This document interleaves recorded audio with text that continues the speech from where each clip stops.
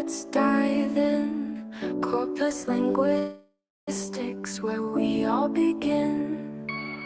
Summer course knowledge to explore, unlocking language and so much more. Dipscorling 2024. Together we learn, together we soar. From there to insights, join the ride. In the world of words, let's take a stride. Dipscorling, it's our time. Let's make discoveries word by word, line by line.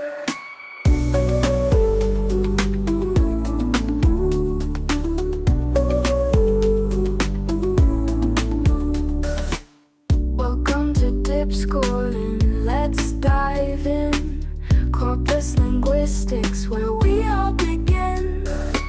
Summer course knowledge to explore, unlocking language and so much more. Dipscorling 2024. Together we learn, together we soar.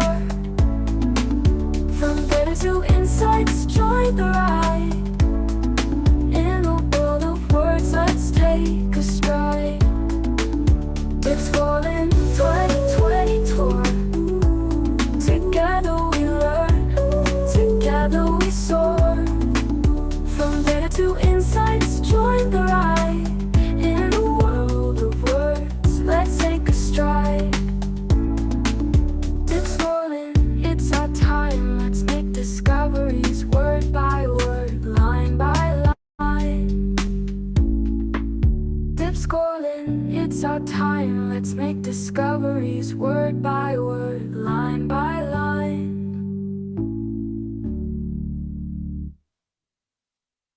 Welcome to Dipscorling, let's dive in. Corpus linguistics, where we all begin. Summer course knowledge to explore, unlocking so much more. Dipscorling 2024. Together we learn, together we soar. From data to insights, join the ride. In a world of words, let's take a stride. Dipscorling, it's our time. Let's make discoveries word by word, line by line.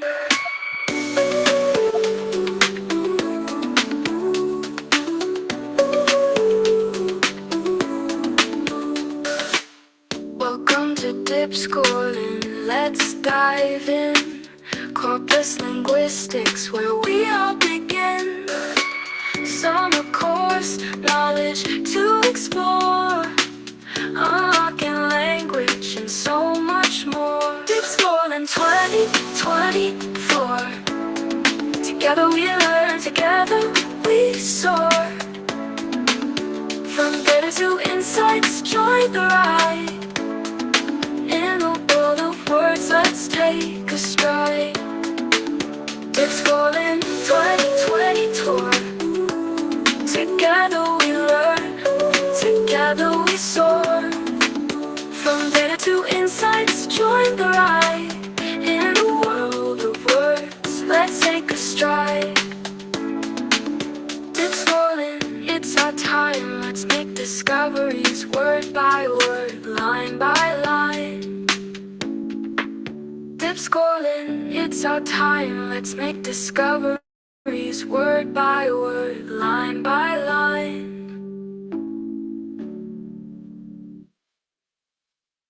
Welcome to Dipscorling, let's dive in. Corpus linguistics, where we all begin. Summer course knowledge to explore, unlocking language and so much more. Dipscorling 2024. Together we learn, together we soar. From data to insights, join the ride. In a world of words, let's take a stride. Dipscorling, it's it's our time. Let's make discoveries word by word, line by line.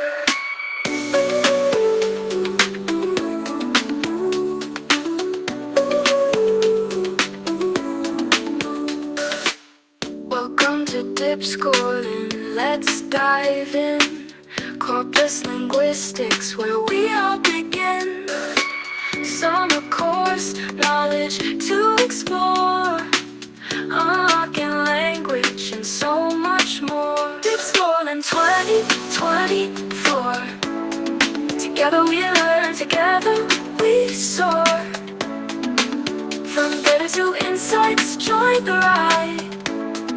In a world of words, let's take a stride. Dipscorling 2020 tour.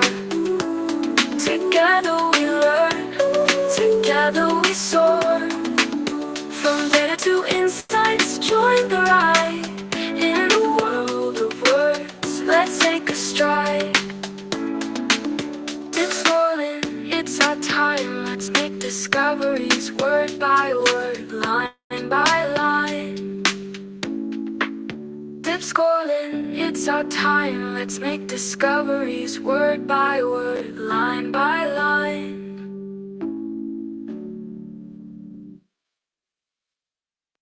Welcome to Dipscorling, let's dive in. Corpus linguistics, where we all begin. Summer course, knowledge to explore. Unlocking language and so much more. Dipscorling 2024. Together we learn, together we soar. From data to insights, join the ride. In a world of words, let's take a stride. Dipscorling, it's our time. Let's make discoveries word by word, line by line.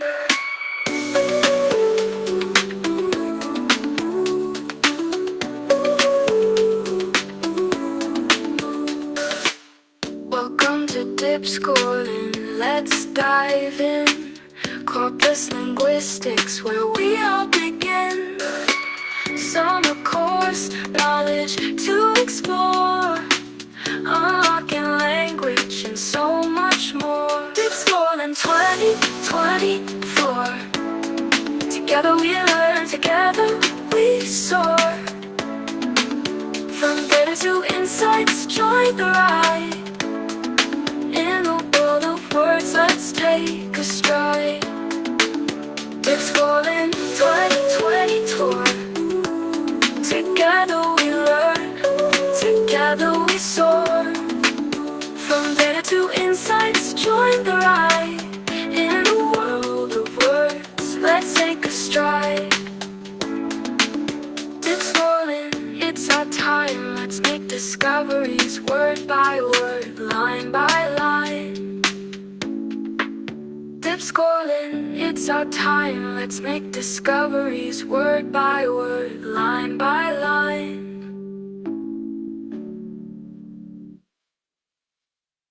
Welcome to Dipscorling, let's dive in. Corpus linguistics, where we all begin. Summer course, knowledge to explore. Unlocking language and so much more. Dipscorling 2024. Together we learn, together we soar. From data to insights, join the ride. In a world of words, let's take a stride. Dipscorling, it's our time. Let's make discoveries word by word, line by line.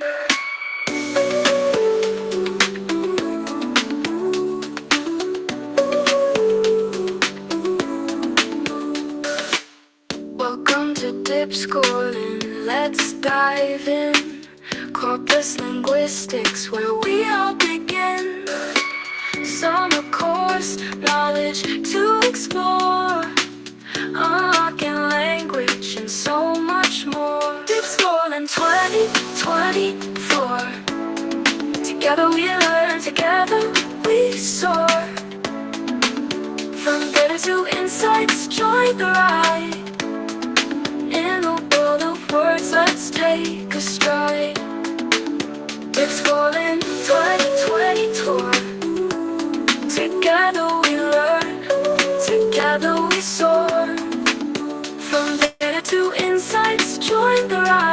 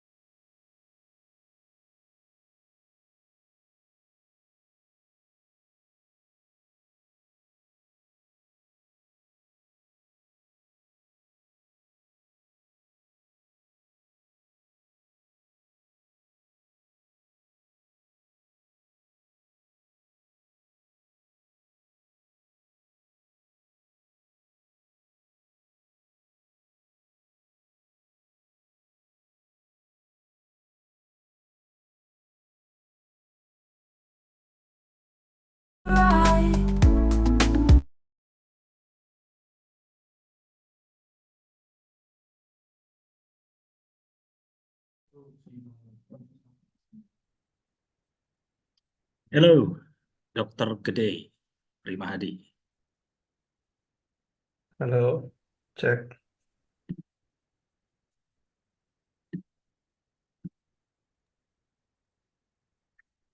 Hello. Hello, We are going to send you the virtual background. thank you. Maybe try sharing your screen. All right, so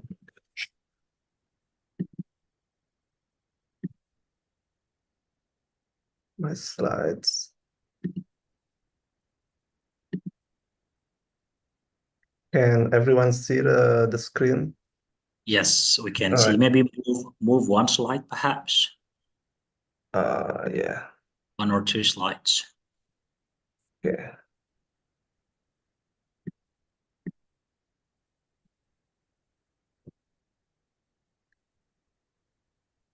Is that in PDF?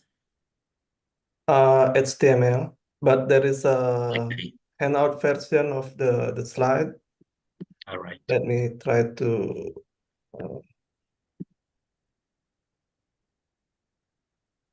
It moves. Not yet. I'm still Not seeing yet. frequency list. Okay, so let me. Right. Okay. I can see that you have 26 slides from the number on the button. How about Right. now? Just the outline. Maybe move to another slide, perhaps. Okay. One more, perhaps. Yeah. This is all right. Looks good. Okay. Good. Okay. And just to let you know that this meeting is going to be recorded, can you make sure that you're always on cam Yes. during the summer course? Right. Okay, 2 so we are minutes. going to start in 3 more minutes. Can we make sure that someone is ready to record? Because it's still not recording. Hmm. Is my voice okay? You sound all right. Yeah, we can hear you all right from here. Thanks. Okay. So you are going to manage the session fully. So it is up to you to arrange when participants can ask questions. Yeah. Maybe in between, just check their progress. Yes. So it's not like a standard seminar. So this is a hands-on session. Yeah. So it's now like 1600 in Bali. No, 1600, like 1 hour difference from us today.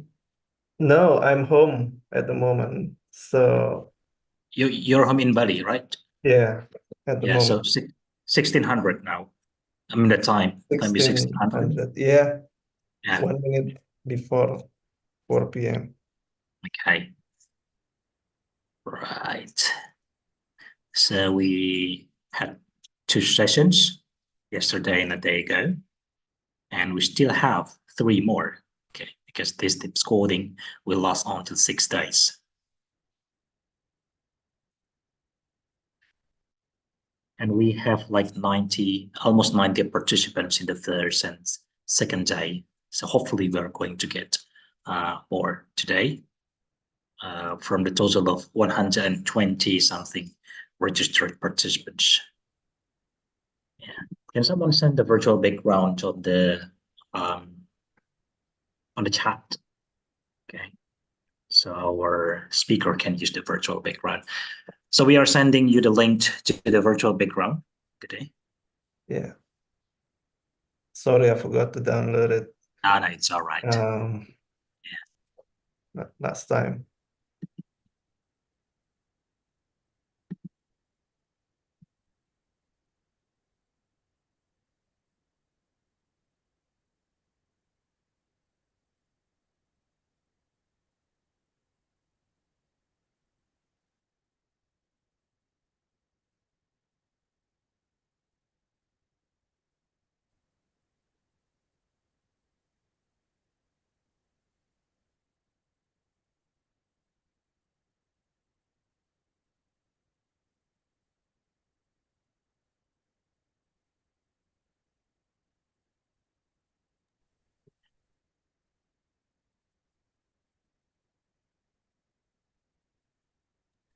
Have you found the virtual background? It was sent directly to your chat.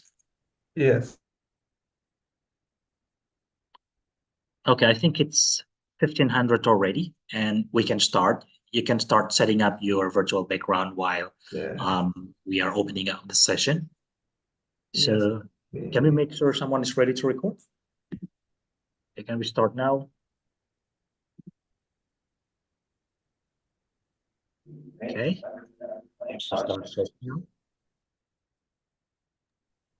Hello, everyone. Welcome to day 3 of Dipscorling 2024. My name is Rani. And I am Arin. And we will be your hosts for today's session. We thank you for your enthusiasm and also passion during the first 3 days of Dipscorling 2024. And we're hoping that you're going to actively participate as well in this all session up to day 6. And just a reminder, please make sure to always check our social media and your email for important updates regarding the summer course, since we always send out information through those channels. And sometimes our email can get lost in the spam folder in your email account, so please make sure to check those folders as well. And also, before we start on today's session, let's do a brief overview of today's session we have had until today. In day 1, we have been introduced to a number of corpus query systems by Dr. Joyce from Aston University, United Kingdom. And then on the day 2, we learned about corpus query techniques with Dr. Niall from Manchester Metropolitan University, United Kingdom. Yes, and in today's session, we will learn concordances and frequency lists with Dr. Gede Primahadi Wijayarajek, our keynote speaker from University of Oxford and Udayana University. We would like to say hello first. Hello, Dr. Primahadi. How are you today? Hello, I'm fine. How about you? We are very great. Great. Thank you very Yes. much. Thank you. Before we hand over the session to you, Dr. Primahadi, allow us to read your CV shortly. Okay, so the screen has started. So Gede Primahadi Wijaya is a linguist and also data scientist with a diverse research portfolio, based at the University of Oxford and Universitas Udayana in Bali, Indonesia. His expertise spans cognitive linguistics, corpus linguistics, and also data scientists. And Dr. Primahadi is an active contributor to several open source language projects. His research focuses on topics like language documentation, language variation, and the social construction of knowledge. As a fellow of the Royal Society of Arts, he is committed to interdisciplinary collaboration and the application of linguists' insights to real-world challenges. And if you want to know more about him, you can consult his CV or contact him via email. And now we will hand over the session immediately to Dr. Gede Primahadi Wijaya Rajek. Dr. Primahadi, over to you now. Okay, thanks for the invitation and also the introduction.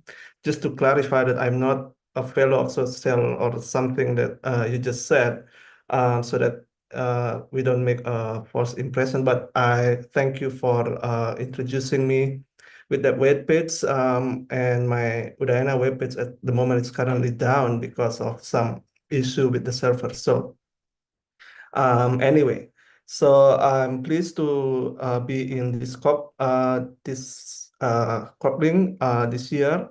And what I'm going to do in the next 2 hours is that I will provide a brief introduction about frequency lists as well as concordance. But after this brief introduction, we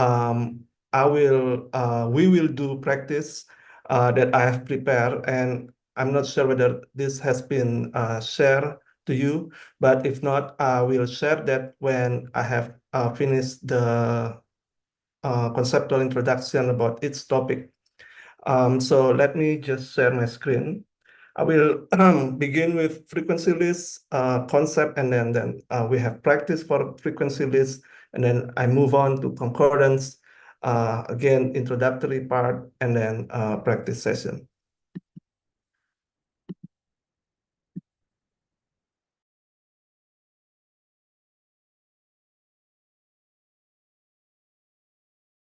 To discuss these points before we go into practice. Some of you may have heard this before, but let's just go over this concept in case there are aspects that have not been discussed before. So basically, frequency list is the most basic corpus linguistic tool where we can find out about how often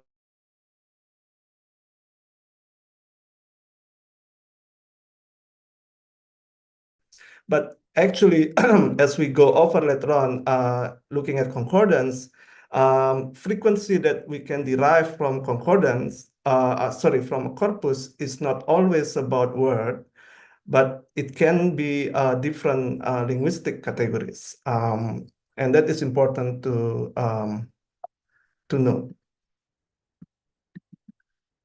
And we have seen this in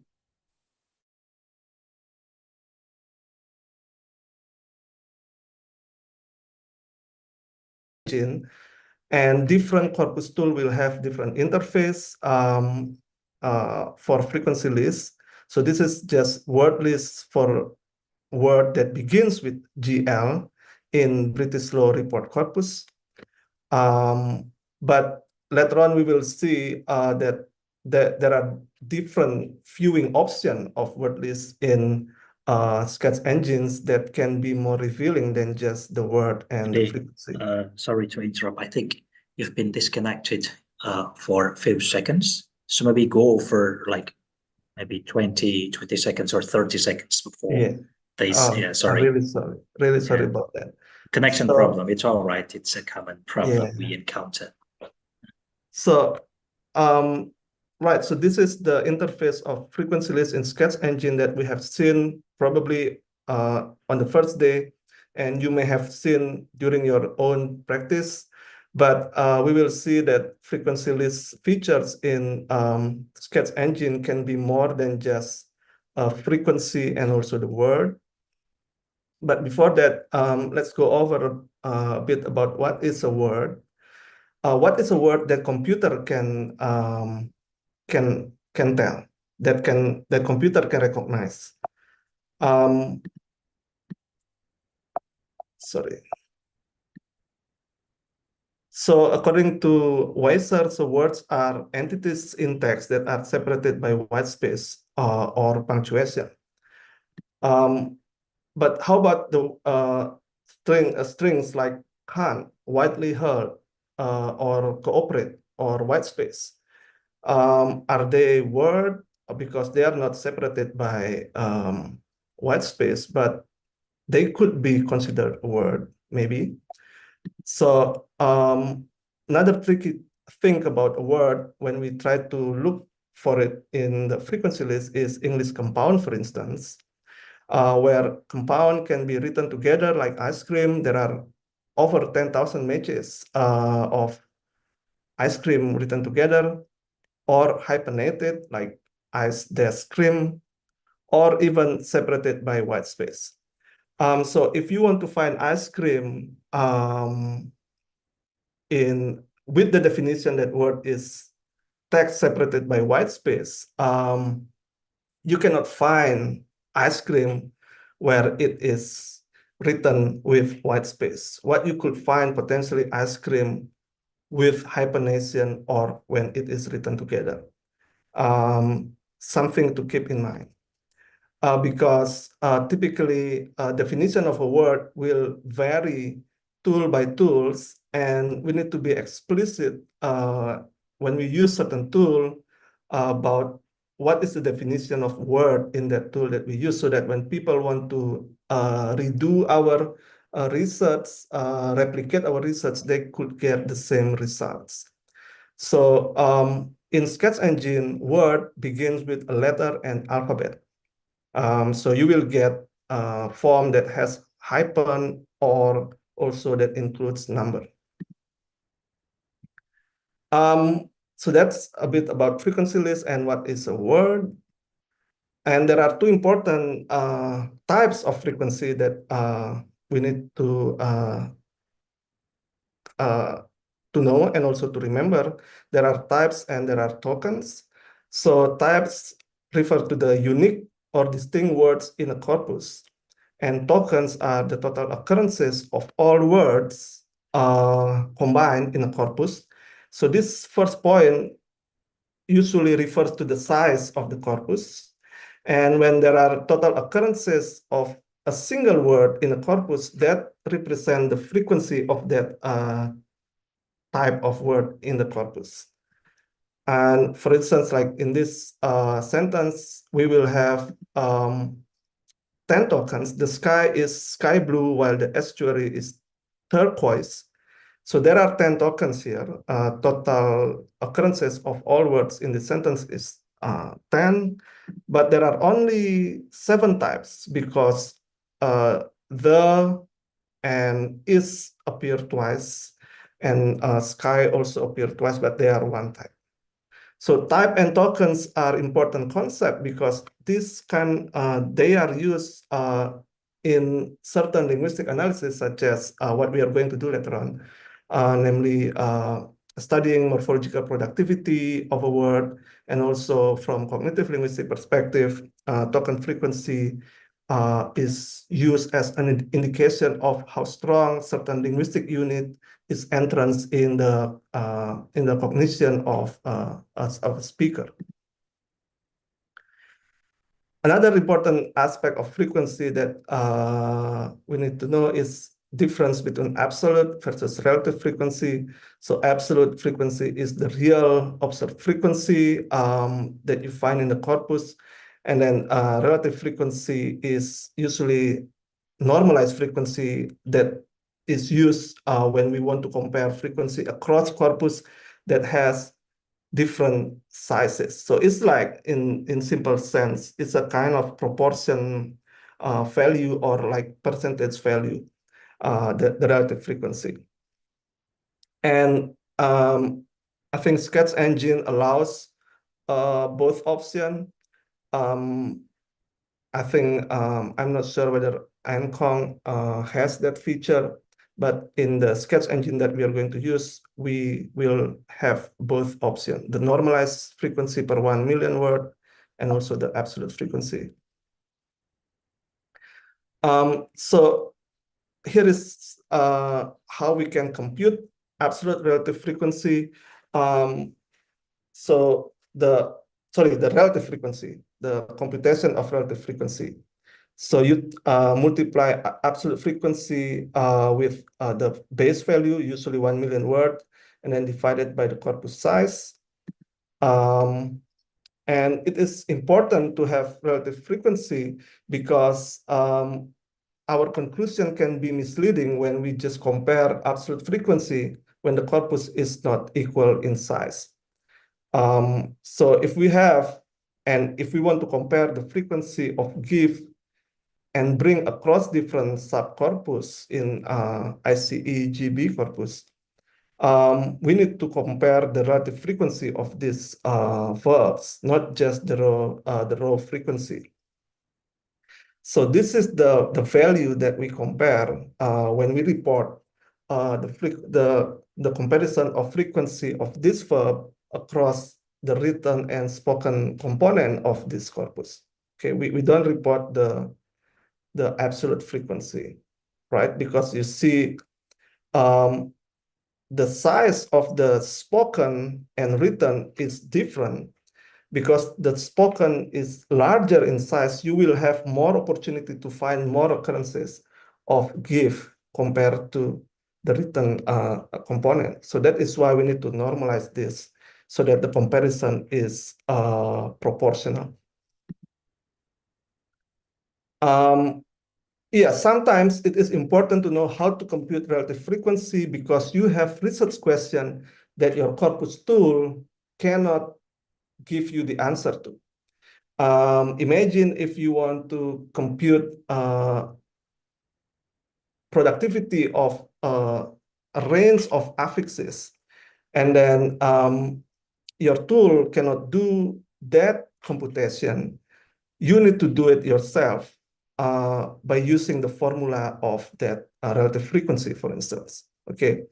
For example, like in this graph, part of our book chapter about Indonesian verbal morphology. So the corpus tool cannot help me to run productivity analysis or relative type frequency. So I need to calculate myself the frequency of each of these verbal affixes across different corpus genres that we use. So yeah, the corpus frequency could be a starting point for further analysis. So that is the take-home message from the second aspect here. And as I've mentioned at the beginning, so we can find frequency of different linguistic units in the corpus. Of course, when we use sketch engine, that frequency of different linguistic units can be generated by a click of a mouse, right? But as we will see later on, that frequency can be generated from different way, from different analysis beyond sketch engine tool. So obviously we can generate frequency of words plus their word classes because the corpus will be tagged at the corpus that we use. Words containing particular string or characters such as prefixes of suffix or suffixes. So this could be useful if you are interested in morphology like me. So this can be useful. Frequency of a lemma. So lemma is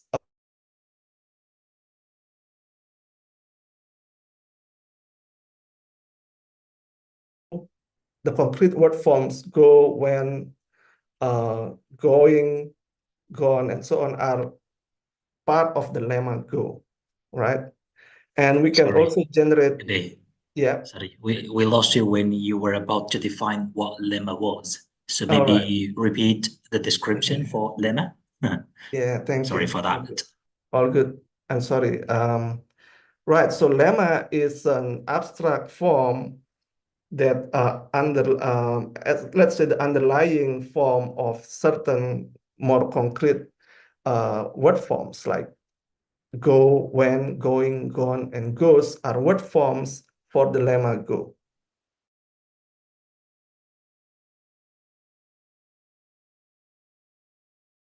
So we will practice n-grams, multi-word units, such as part of the, for the purposes on behalf of the. That is word sequence. Like phrases, we can also find out in the corpus that we are going to explore.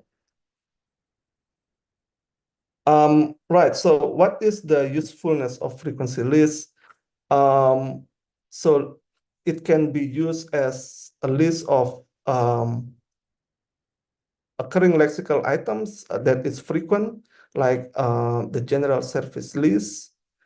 We can also find out about academic word lists, okay?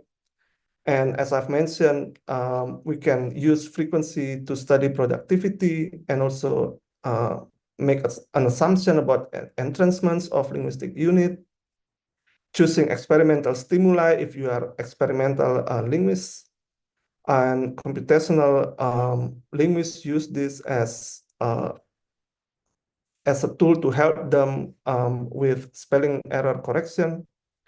We can also use frequency lists to determining vocabulary sizes of learners, and also selection and ordering language features in textbooks.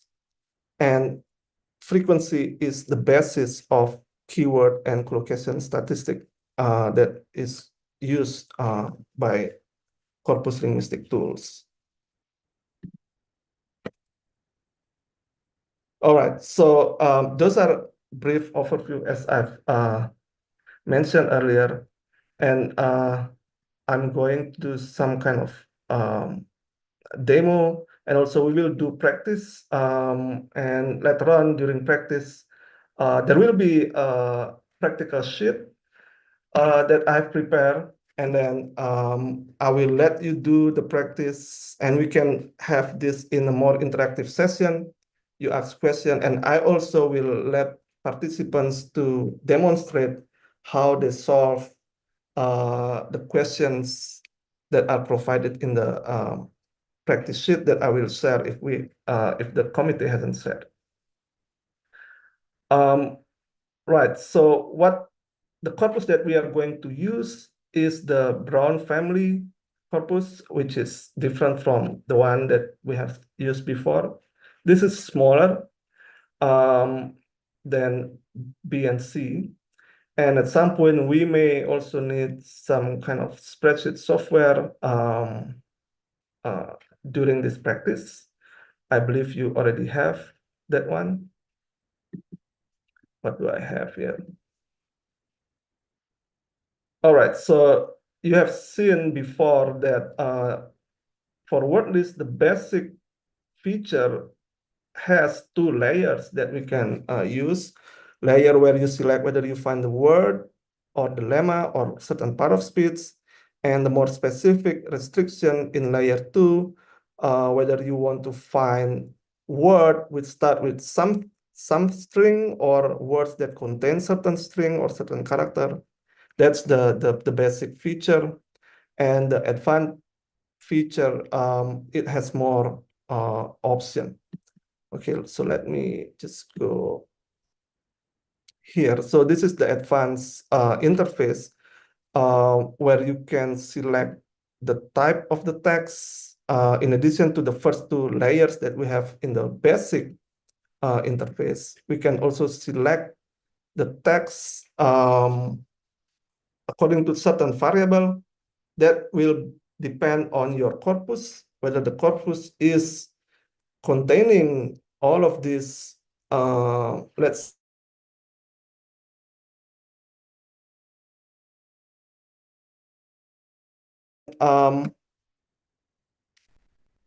there is also option whether we want to include non-words.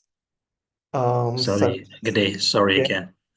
You got disconnected again for maybe like 15 seconds. Yeah. So we sorry. repeat for a while. Yep, all good. Really sorry about this. So in the advanced feature, depending on your corpus, you may later on restrict your search to only focus on certain genre of the corpus, or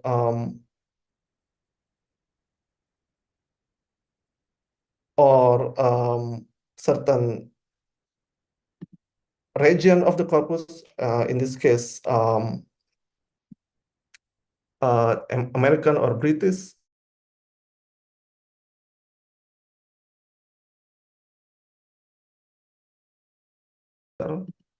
Right? So if you want to find certain word or the frequency of words in American region for adventure genre, you can do that in this advanced feature, especially text types. Okay, and this is important feature because later on you can generate several word lists with different criteria of text type that you can compare. Let's say you want to compare lists in American versus British fiction, for instance. Okay, it is in the advanced feature that you need to do it. Okay, so let me find my, I'm not sure whether the practice sheet has been shared, Mas Pri. Yeah, we are working on it. Yeah. Oh, yeah. Yeah, we are sharing it in a few moments. Please bear with Okay. us. Right. So what I'm going to do now is to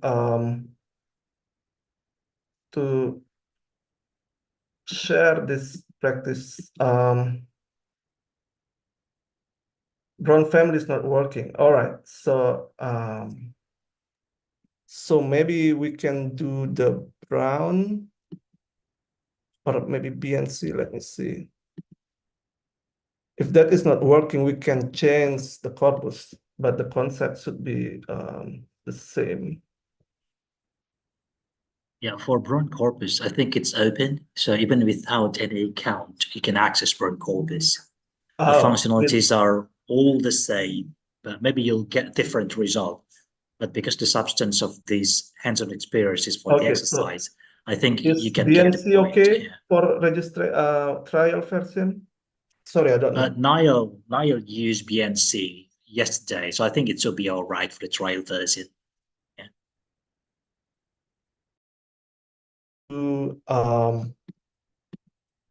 Sorry, I don't know that Brown is not And a Brown family. So Brown is open, but Brown okay. family is not. So Brown family is a collection of different corporate Yeah, design British using and Brown American, right? architecture.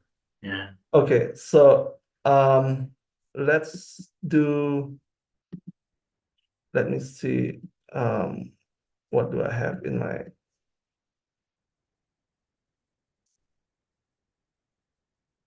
all right, so for practice number one, we don't need the Brown, I think.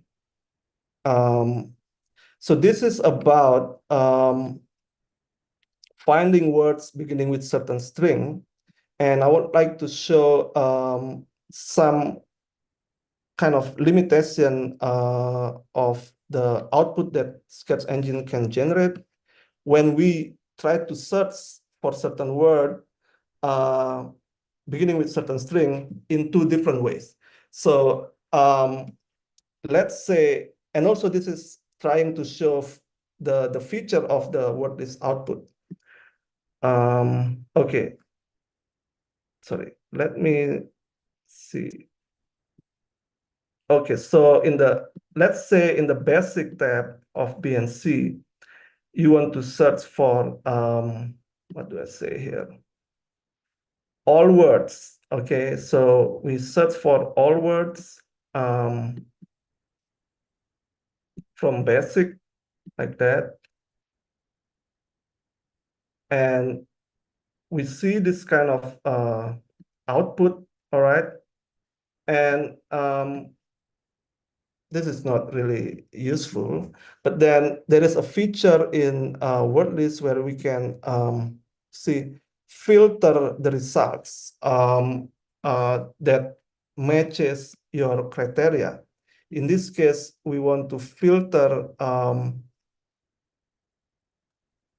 any word that starts with KN, all right? So in the filter option, you can also select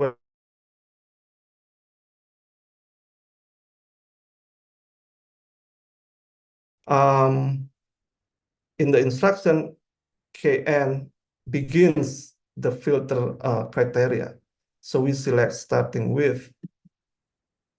And now I will let you do this practice one first, and let me know how many words do you get from this filtering.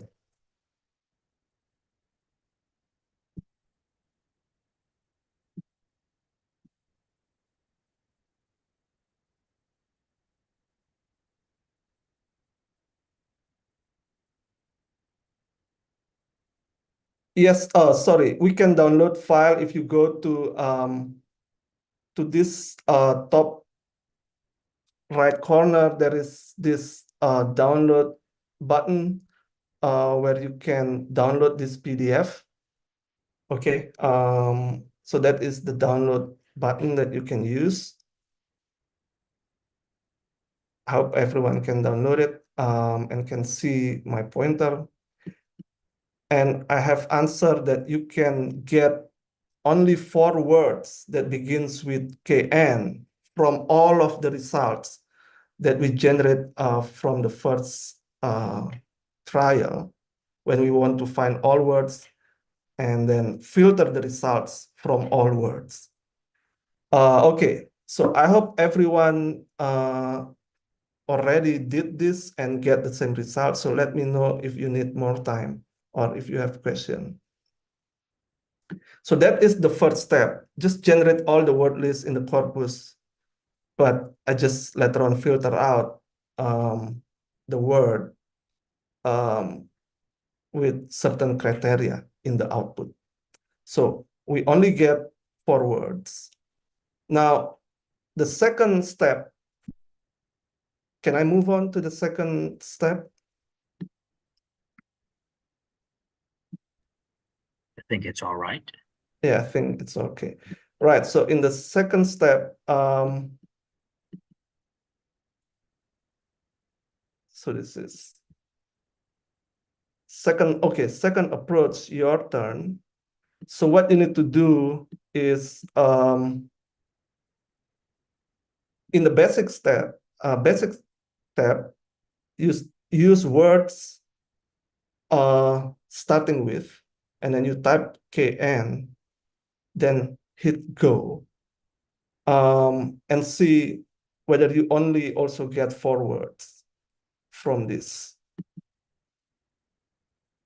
Let me do that as well. So what you can do is you can change the criteria without going back into previous page here. And then here you type, you select starting with and type in KN and hit go.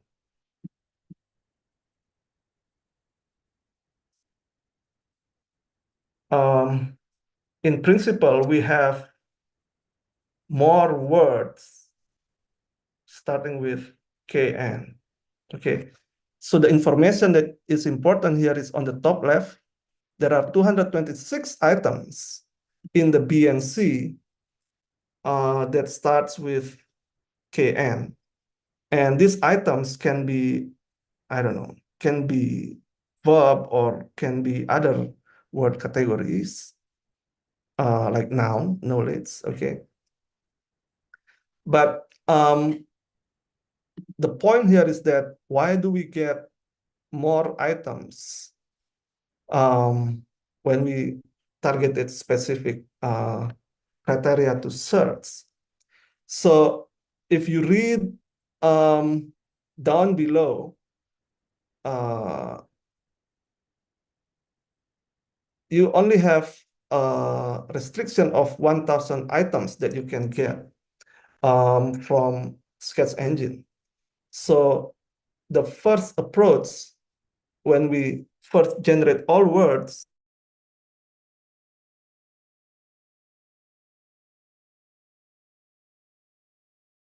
1000. Okay, so that's why maybe some KN words appear after the 1000 limit so that you cannot get that KN words. So that is the idea for practice number 1, because I thought at the beginning, well, we can filter everything that we generate so that we can get everything that is within the filtering criteria, but that is not the case. So if we don't know this limitation, we may think something going on, and it is indeed something going on.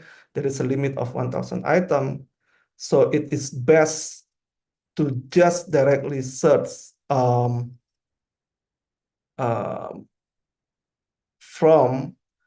the more targeted feature of word lists. Okay, just directly go starting with, and then just do your own search after that.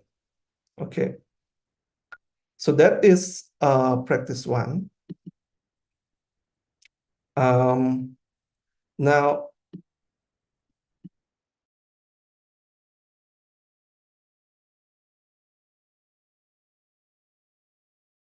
using word list feature in the context of theoretical research question, namely morphological question concerning productivity of adjectives, suffixes in English. So this is the research question. And then what we want to compare is adjective suffix that roughly means having a resemblance of. There are several suffixes in English that can express that meaning, according to Bauer 2022. What we are going to compare is S and ish in the B and C, okay, because everyone can access B and C. So how do we do this? Okay, we already have the tool one click away to generate frequency lists, but I try to bring more context here, namely research question, theoretically motivated research question, and how we translate that into query in word lists. So for this, we need to do 2 searches, okay? One search for each suffix. And we have looked at, and I have mentioned before, that we can have this information here. So 229 items here refers to the type frequency, the number of unique word that begins with KN, okay? And this information to the right is the token frequency of these 226 items, okay?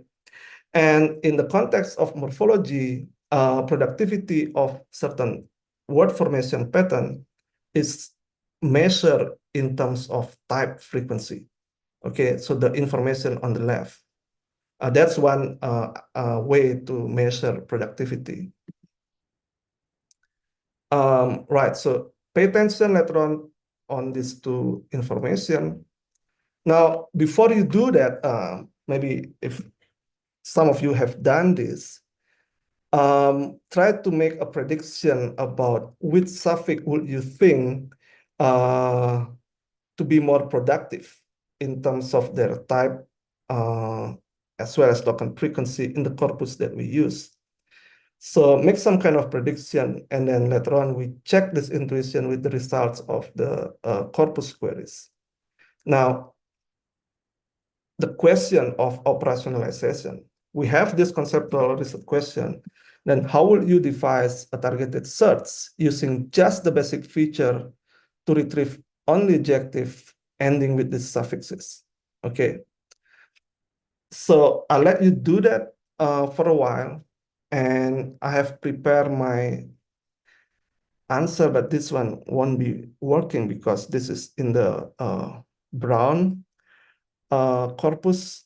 But later on, I'll let you do this for, say, 5 minutes or so, and I will let any one of you who would like to share their findings to share the screen and show us what you find. All right. So, okay, so I'll let you do this this exercise. And if you have questions, feel free to ask directly or via chat.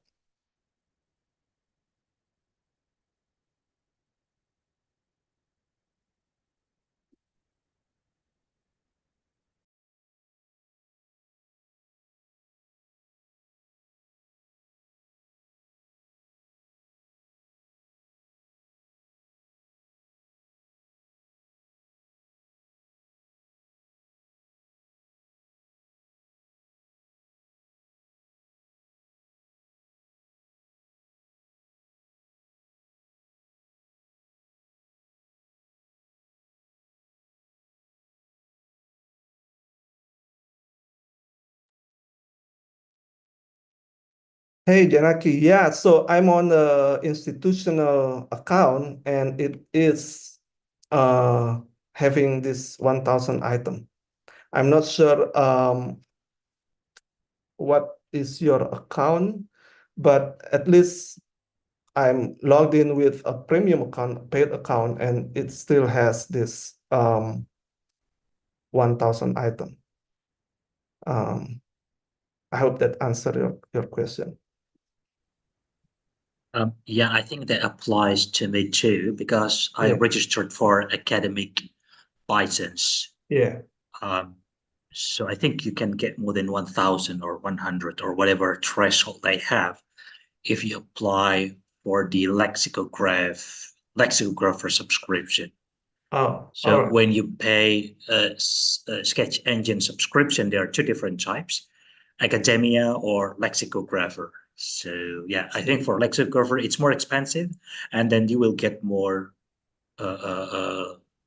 what is beyond the threshold for the academic threshold. Yeah. Yeah, I think most institutions, if you access Sketch Engine using your institutional account, then by default it is academic, Yeah. academic subscription, because that's what the university pays. Cool beans. All right, Yeah. thank you, Mas Pri. Yeah. Okay. Anyway, Maybe so you that is can the you can propose to restriction. your institution to Yeah. change the subscription type, maybe. Yeah, so well, that is something that we need to work around with our strategy to do the search Indeed. kind of restriction. All right, so I don't know if anyone has done the second exercise and would like to share screen and or discuss issue and so on. I would like to hear about that.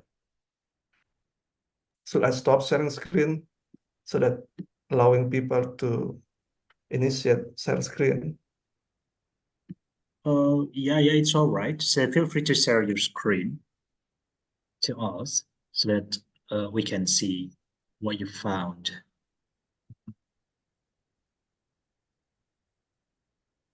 Yeah, people are sometimes shy. In my class, I will just usually ask someone, okay, you share your screen. A little Yeah. bit authoritarian. Yeah.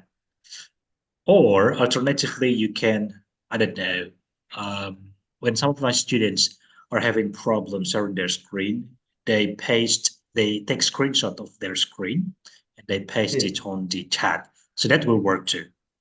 Yeah, so if anyone can, I haven't done this search of second practice in the BNC because I did that in Brown family, which is unashamed that I don't know it is applied only for, it is not applicable for trial.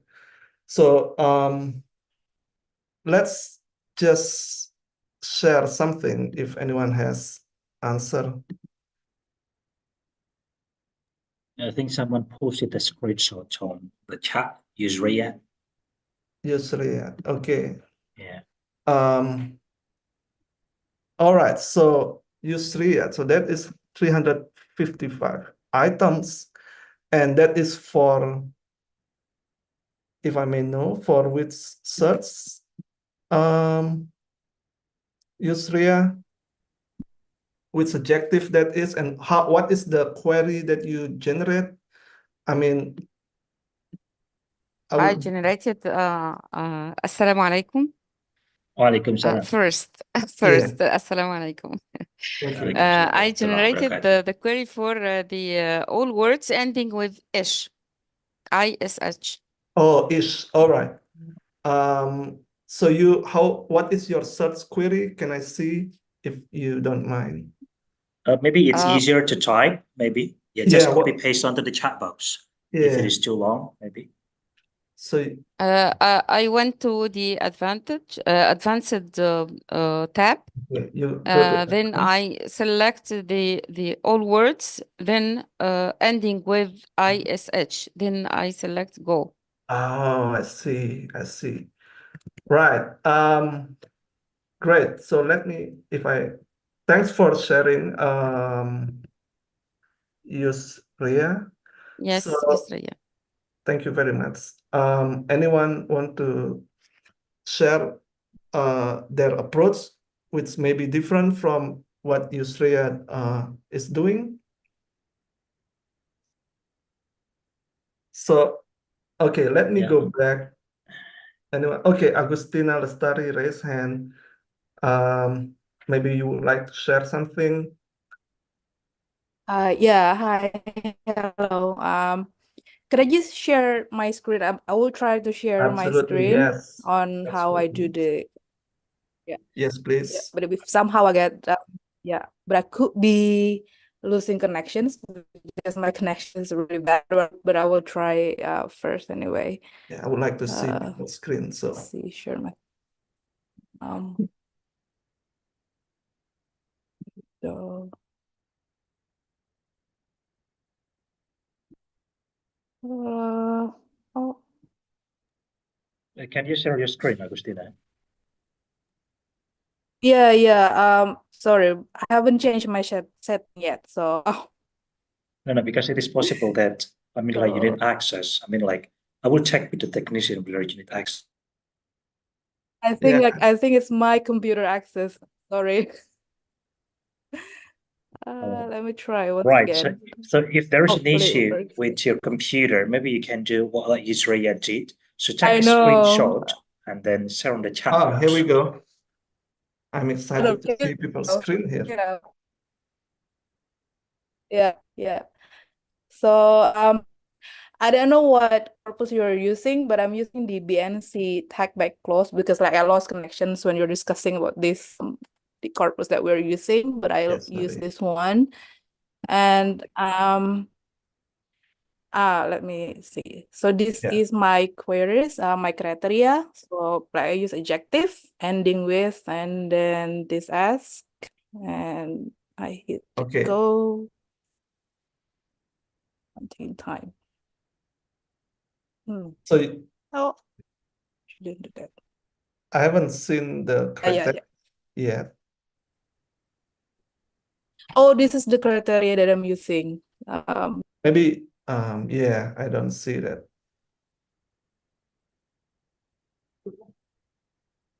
Oh yeah.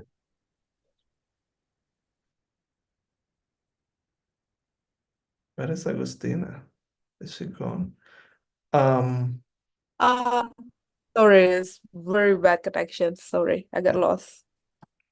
All right. So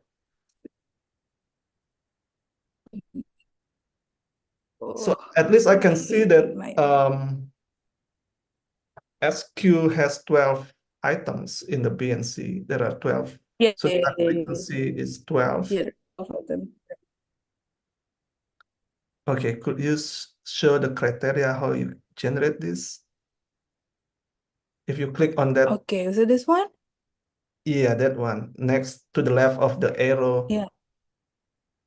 Can you click that? Does it show up? I don't think it Sorry. shows. Oh, yeah, there we go. Yep. That is a more specific search because we want adjective that has SQ as the suffix, not just all words that has SQ. So if we find words, of course, we may guess, okay, any words that has SQ must be an adjective. I'm not sure about that because I'm not an English speaker. So what I will do is what Agustina does. I will restrict the adjective word class that has certain ending. So SQ has 12 type frequency. There are 12 items. Okay, thank you, Agustina. And how about is? Well, before we talk about is, what is your prediction before? Agustina, do you have any prediction? I think there are more adjective with each. Like probably it's more common That is words, what I guess. your prediction. Yeah, we need to check. Yeah. It's my Yeah. intuition. Probably we But have like more. We have have like you more checked that? items and more.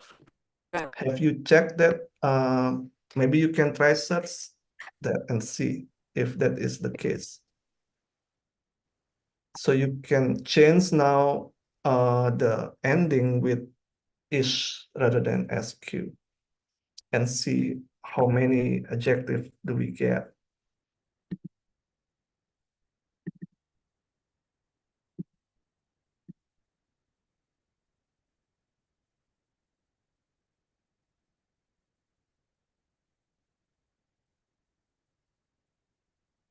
Anyone got the results for ish for the second exercise?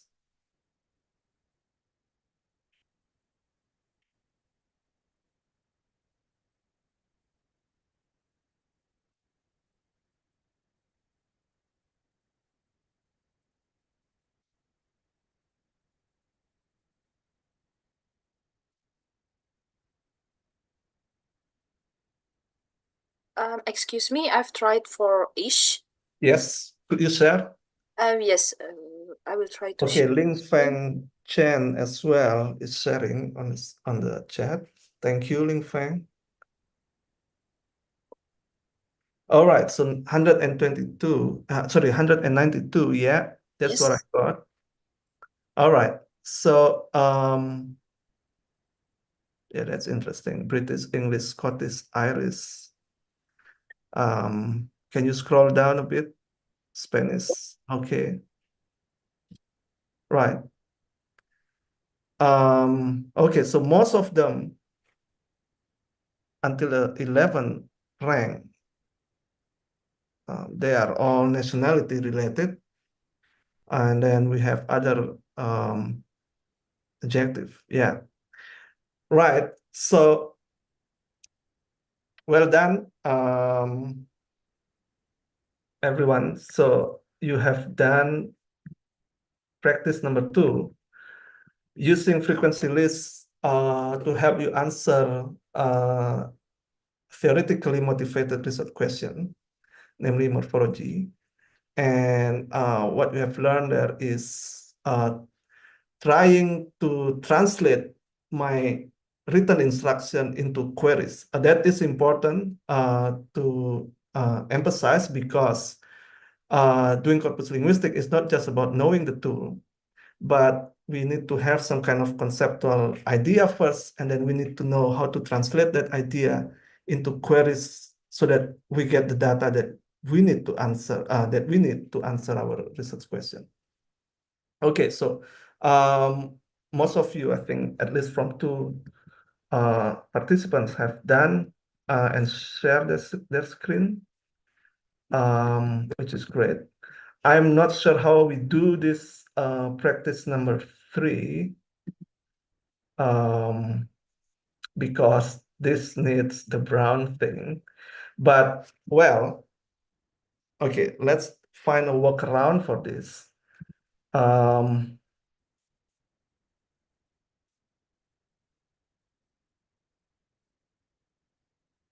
Yeah. So the way to do for exercise number 3 is that Okay, so the idea for number 3 is the Brown family has collection of the American side of the corpus and the British side of the corpus. But now, I think you can access just the Brown as an American representative of English, and you can access the B and C as the British representative of English. So this is also another thing, real issue when we are faced with situation we don't have the corpus that we have to do certain kind of thing. So we need to find a workaround on that. So what we could do now is for the American, you use just the Brown that you can access, and the British, you just use the B and C. So this is beyond morphology. This is lexical variation. So windshield and windscreen. So both of these words refer to the same object. So if you go to Google Image, type in windscreen and windshield, you will get roughly the same pictures of the screen in the front screen of your car, most images. Now, why should we have two words that refer roughly to the same object in English? First thing that we can check is that are they just variation that differ in commonness in terms of frequency? Okay, so this is theoretical question that we begin with. And then try to check that frequency of these two words. Yeah, I think we can go directly here because you don't have the Brown family access. So first, just check the frequency of windshield and windscreen. Yeah, each of these words in BNC first. So you do two searches in BNC, windshield, windscreen, and then you do another search, windscreen, windshield in the Brown, and see whether there are differences in the frequency. And then we can compare the frequency of each of these words between the two corpus. Okay, do you learn, is there a pattern of use that you can learn from the use of these two words that refer to the same object? So let me know if you have already the answer or if you need to know more about what you should do for this exercise. It's over to you now to do this exercise. Okay, so check the frequency of windshield, windscreen in the BNC, windshield and windscreen in the Brown family. Just note down the frequency on a paper and then we can discuss your answer.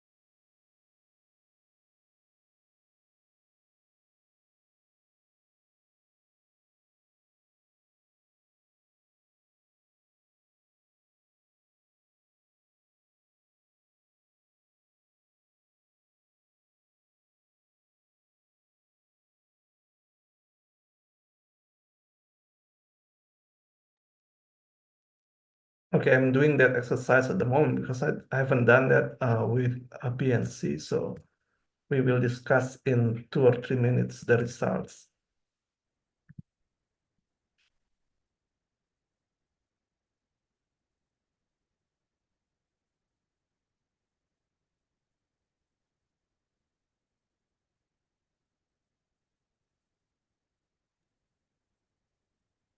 I think Yusraya shared our findings in the chat box. Oh, nothing in brown for any She word. shared Uh, picked an for image the earlier. for the B and C, I found only two items. Yeah. And for the brown, I didn't find anything. Just a message said nothing found. It's not active in my account. Okay. Brown Okay. is not active in my account. Is that brown family or just brown? Just the brown. Just the brown. Even brown family, it's not active in my account. I don't know why. Really? Okay, That's weird. Yeah, is it?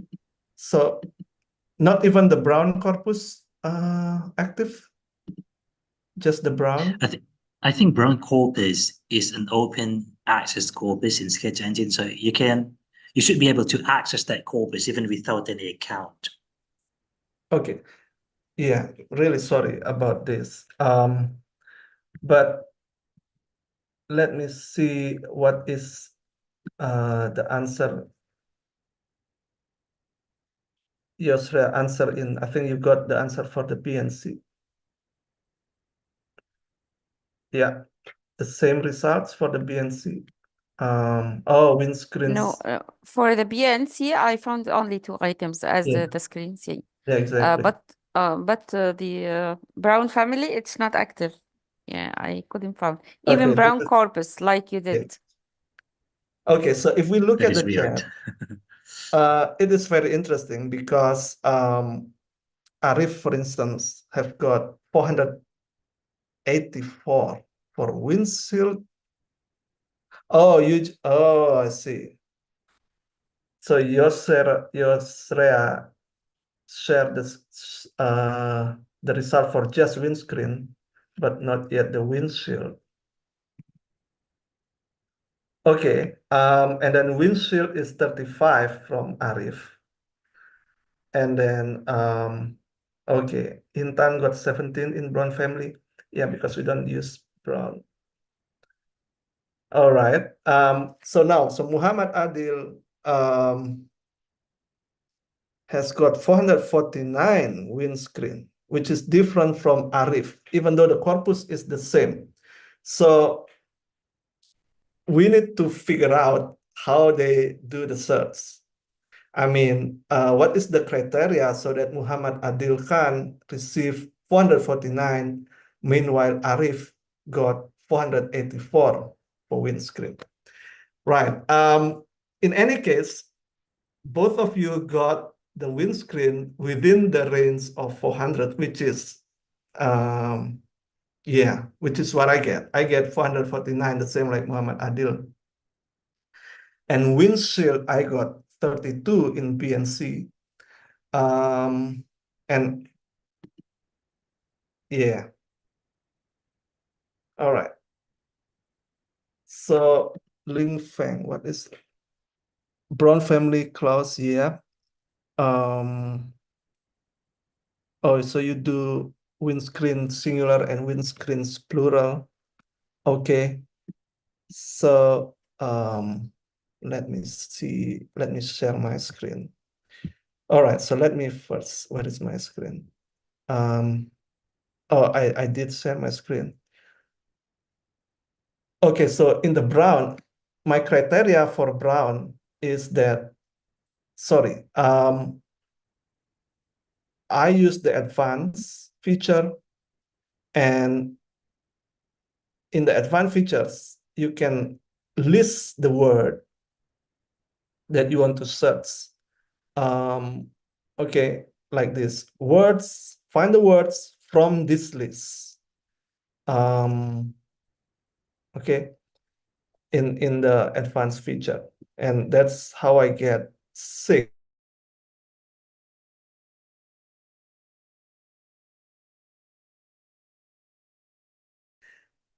Anyway, that's about criteria. Thank you for sharing.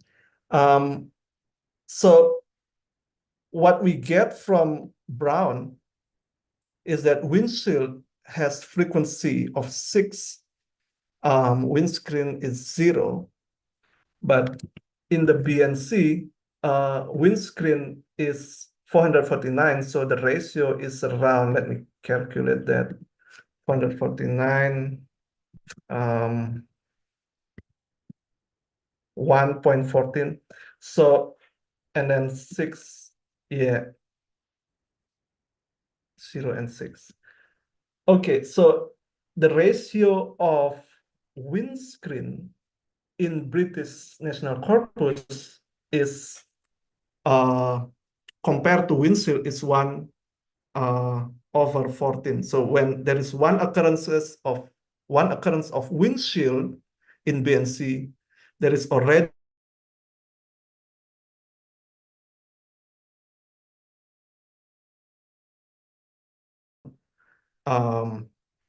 family where you don't find windscreen in the American section of the corpus in brown, but you do find windshield.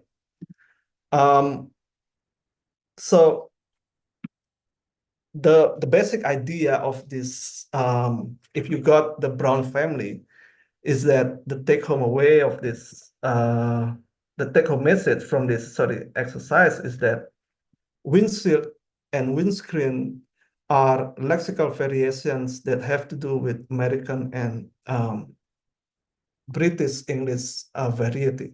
So windshield is more frequent in the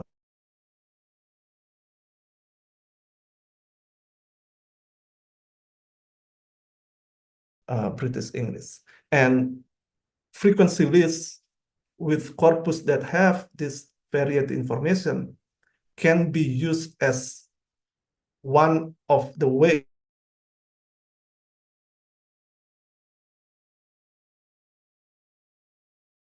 like windshield and windscreen. Okay, it is very unfortunate that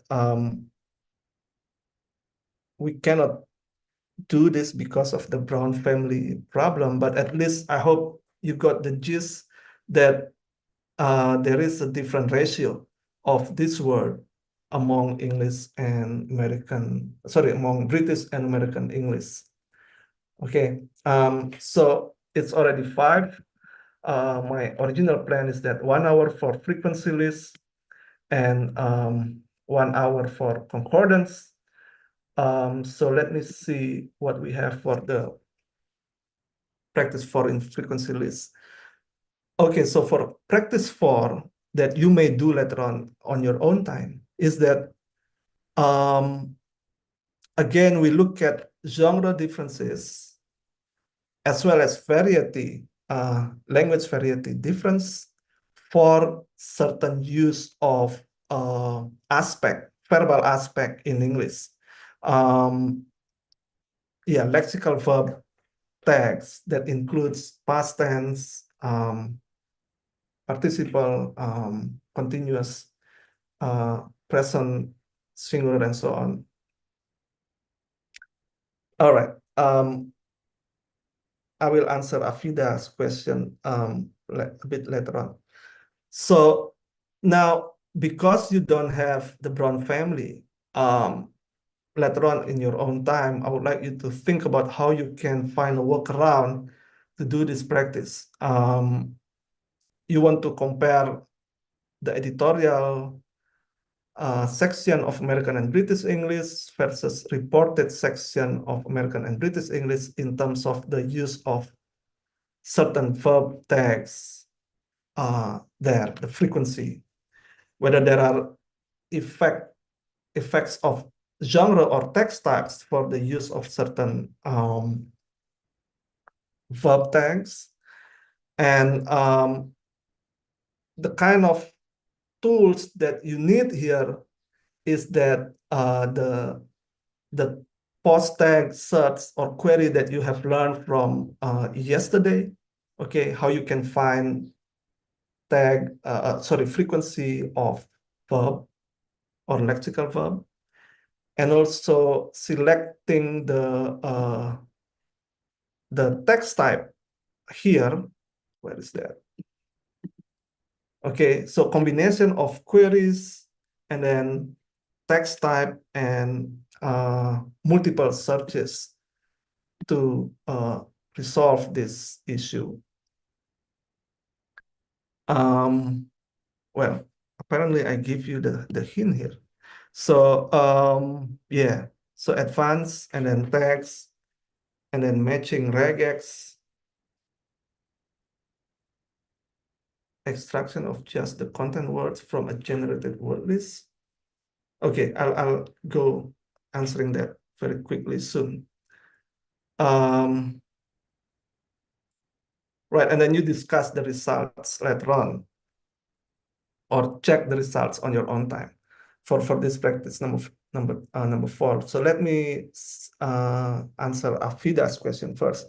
Why does the frequency differ when the search procedure is different?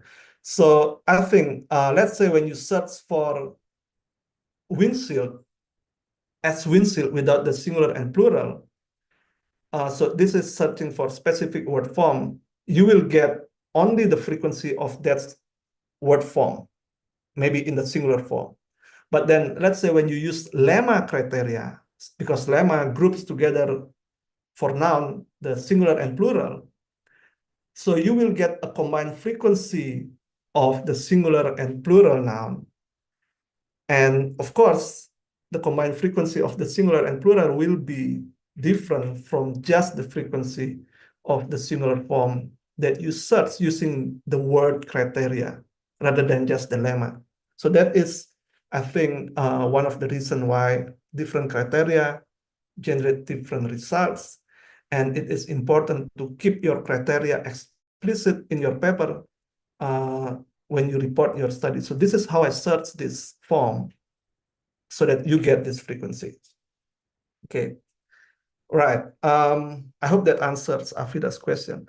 I will move to Janaki question. Does Sketch Engine support extraction of just the content words?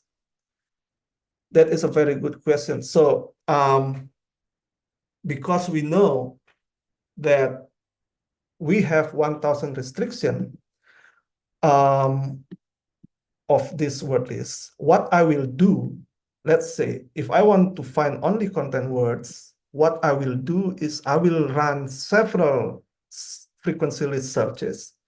I will run adjective all, and then just go, okay? And then later on, I will download, sorry, I forgot to mention there is this download button here, okay? So I will download the adjective list, right? And then I will run another search for adverb, go, and then download that, okay? And then run another search for verb and so on. So that's what I will do to make this query possible. Extract only content words from the generated word list. That's what I will do because I think that is the way. Yeah, several searches of certain part of speech, just save the result into Excel, and you get the content words from the word list. I hope that answered Janaki's question. Yeah. All right. So thank you for following along and participating in the exercise of frequency list. It's a simple tool, but I hope with the addition of theoretical context, there are more ideas that you can come up with using this frequency list. So now let me move on to the concordance. So my idea here is that because concordance will have some kind of relation with location tomorrow, so I'm not really afraid if I'm losing time here because we can continue working on the exercise tomorrow. But anyway, let me do something with concordance.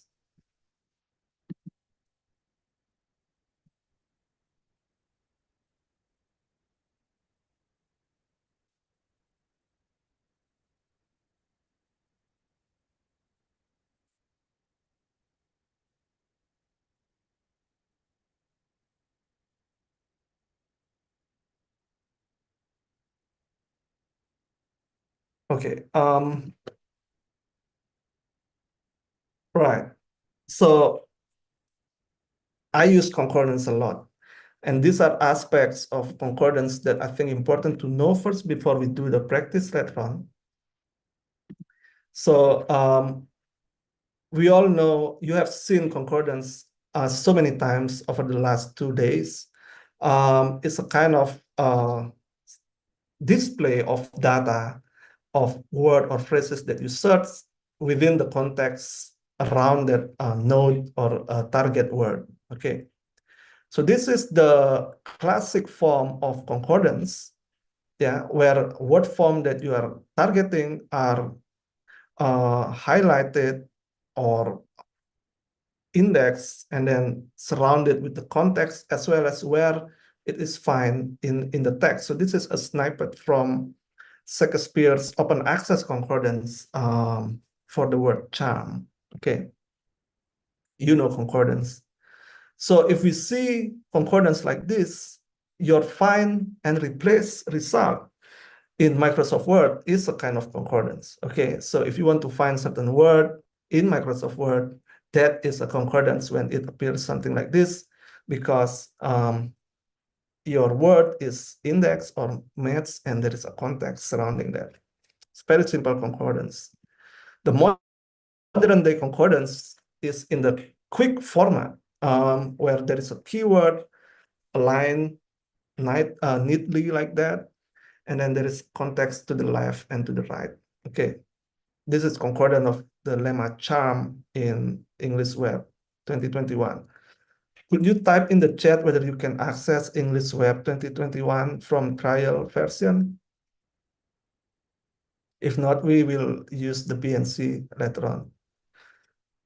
Okay.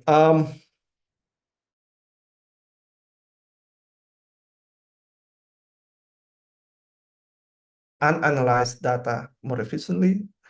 It does not perform the analysis yet.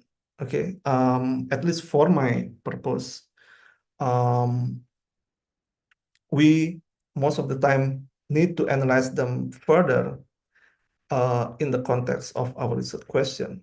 So there is a combination of know-how to in corpus linguistic and also some kind of linguistic insights that you bring to analyze the data. And we will see a few examples later on. So why concordance matters and what can we learn from looking at those multiple lines on the screen?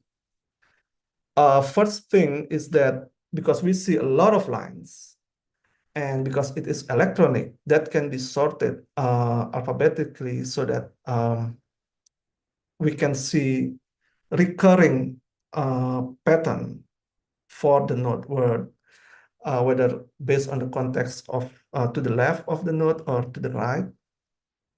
And this sorting help reveals different kind of usage. What are these usages of the node? Okay, sorry. So this is the sorting of charm to the left side. Okay, we see there is certain patterning here. Work like a charm or works like a charm. Okay, worked like a charm, right? So there is patterning that we can see from sorting the concordance. So what can we see from these concordance lines after we do the sorting? We can see what is central and typical in frequency term. Okay, usually what is typical, they appear more often, right? And we can observe meaning distinction based on the context to the left and right of the target word that we are studying. More of this tomorrow in details. Observing meaning and patterns. So usually a particular word, when it has more than one meaning, that different meaning will go with different patterning. Patterning here can be lexical patterning, occurrence of the node with certain types of word, or maybe the meaning of the word have has different syntactic construction or different morphological construction. So the way we distinguish this meaning is, according to Susan Hanston, is distinguishing the patterns of usage. Okay. We will do some kind of practice for this soon. And we can also observe detail from this concordance line. So usually maybe before corpus linguistics, you analyze 1, 2, or 5 data point and make certain generalization from that small examples. With many data, we can analyze them more rigorously to find, I think, stronger generalization based on more data for your research question. Okay. So specific details here can involve, mostly involve qualitative analysis, either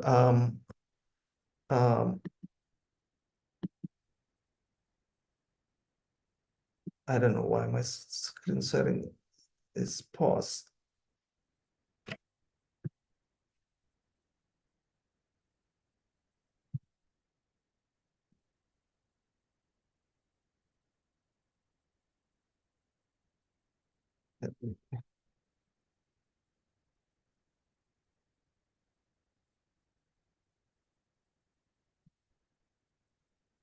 Sorry.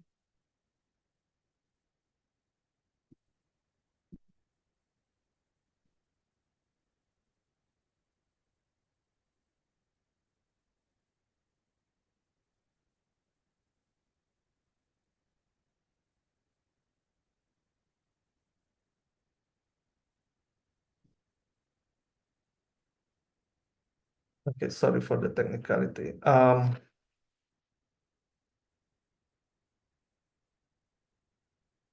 Right, so these are aspects that we can see from concordance, observing details, and then observing meaning and patterns, observing meaning distinction, and finding out which patterns are central and typical for a particular word. So what are the common aspects to look at from concordance? There are several components that Sinclair proposed when we try to search for the units of meaning. That's what he said. That's what he calls it. We look at collocation, frequent occurrence of words, and then we also look at colligation, the occurrence of the target word that we study, and the grammatical choices, whether this certain word typically goes with complementation, clausal complement, or just nominal complement, that kind of thing, or whether this word appear in certain prepositional phrase comparison to the other prepositional phrase. Semantic preferences, this is more qualitative and more abstract kind of categorization of the collocates that we observe. So for instance, say you study the noun experiencer argument for angry and mad. Who are the people that gets angry and mad? Okay, then we can categorize these noun collocates to find a broader pattern of, okay, this type of noun tends to feel angry than feel mad, for instance. That kind of thing, semantic preference. I'll let you see that graphic. And then there is also what is called semantic prosody, which is pragmatic aura of the context surrounding the node word. Typically, this relates to connotation of the word based on the context, whether it appears in positive or negative context. So these are important aspects. These are aspects that appear again and again in the study of concordance and corpus data. And this is also aspects that I include in my study of corpus. So, all right, what is my typical workflow in analyzing concordance? Of course, we need to define having a research question, okay? And then within certain theoretical context, it depends. You don't have to do this. You don't have to have any theoretical context, but I usually do. And then we need to extract the concordance of the phenomenon from a corpus, because I realized that concordance is just a way to display the raw data, and we need to operationalize our research questions such that we know what to extract from the corpus to retrieve the candidate data to be analyzed, okay? Because sometimes, most of the time, our research question doesn't really have a direct translation or a match between your query tools and your research question. In such a way, we need to figure out what and how we extract the data from the corpus. And usually I download concordance into spreadsheet software, and then I annotate line by line any aspect of the variable that I study in relation to answering my research question. And then usually I will do at the end quantitative analysis of the concordance data that we analyze, okay, and then report the results. So it's usually for my case, it will be different from different people. For my case, my analysis doesn't stop at the concordance output that is generated by certain software. Usually we need more than that to have a more systematic analysis of the concordance. That usually when you have quantitative analysis at the end, when you only have qualitative analysis with just looking at certain patterns in the concordance, maybe you don't need to do what I usually do, analyzing line by line of the concordance line. So let me show you one example. So one topic is diathesis, or grammatical voice, active and passive in Indonesian. Okay, so this is the broad topic. So there is a context where I want to study this, theoretical context, previous claim saying maybe this is true for every language that has passive. So in Indonesian passive clause, agent can be optionally expressed. Okay, the question that I have, how would we measure this optionality? So what do we mean by optional? When we look at corpus data, what do we mean by optional? How much is something optional? And then usually we could make a quantitative prediction if we look at a set of sample more than just 100 or more than 5 samples maybe. So we can make a quantitative prediction such as if we look at a sample of passive clauses, say from a corpus, if something is optional, so if agent is optional, so they can be roughly equal. They can appear or not appear roughly equally frequently. Of course, that is a prediction, okay, because I don't know what is meant by optionality. And then the research question that I have is that to what extent does agent is explicitly expressed or not in a sample of passive clause, which is marked with D prefix in Indonesia, okay? So that we know if it is optional, so we could have 50-50, that's the prediction. So now I need to check the corpus. And then now I need to operationalize my research question into corpus query. What should we extract from the corpus as a concordance? Of course, passive sentences containing verb that is marked with this T prefix. Okay, one question got answered. But then, well, my Indonesian corpus doesn't have syntactic parsing. Okay, the corpus is not marked with tagging that saying, hey, in this sentence, there is a passive clause, but not in that sentence. How do we find this passive sentence?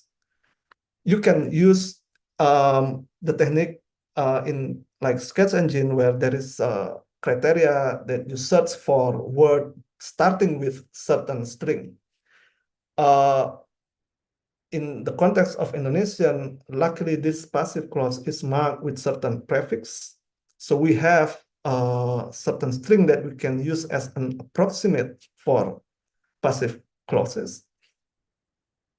But of course, when you type in any word that start with D with certain prefix, you will get noise. You don't get directly the data that you want.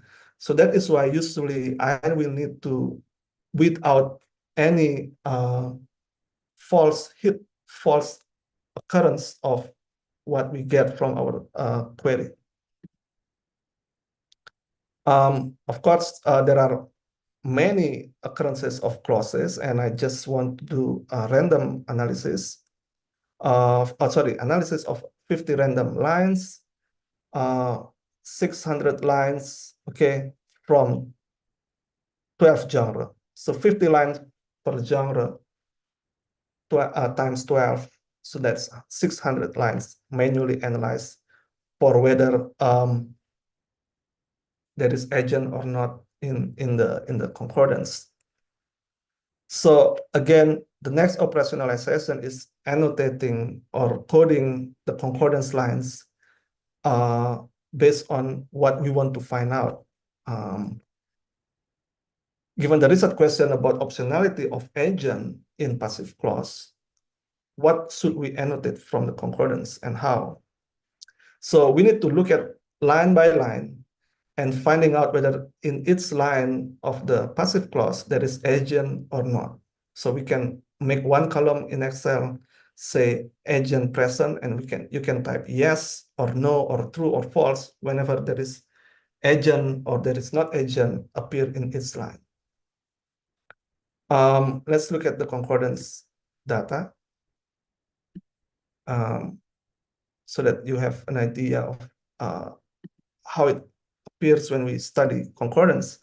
So this is, you may not understand this, but this is the node word, okay, the passive verb with D, and then the right context, the left context, the genre from which this sentence is taken, and then relevant. This means whether the clause is a relevant passive clause, because we don't have parsing, so I just use string matching. So we need to check whether it is as well relevance or not.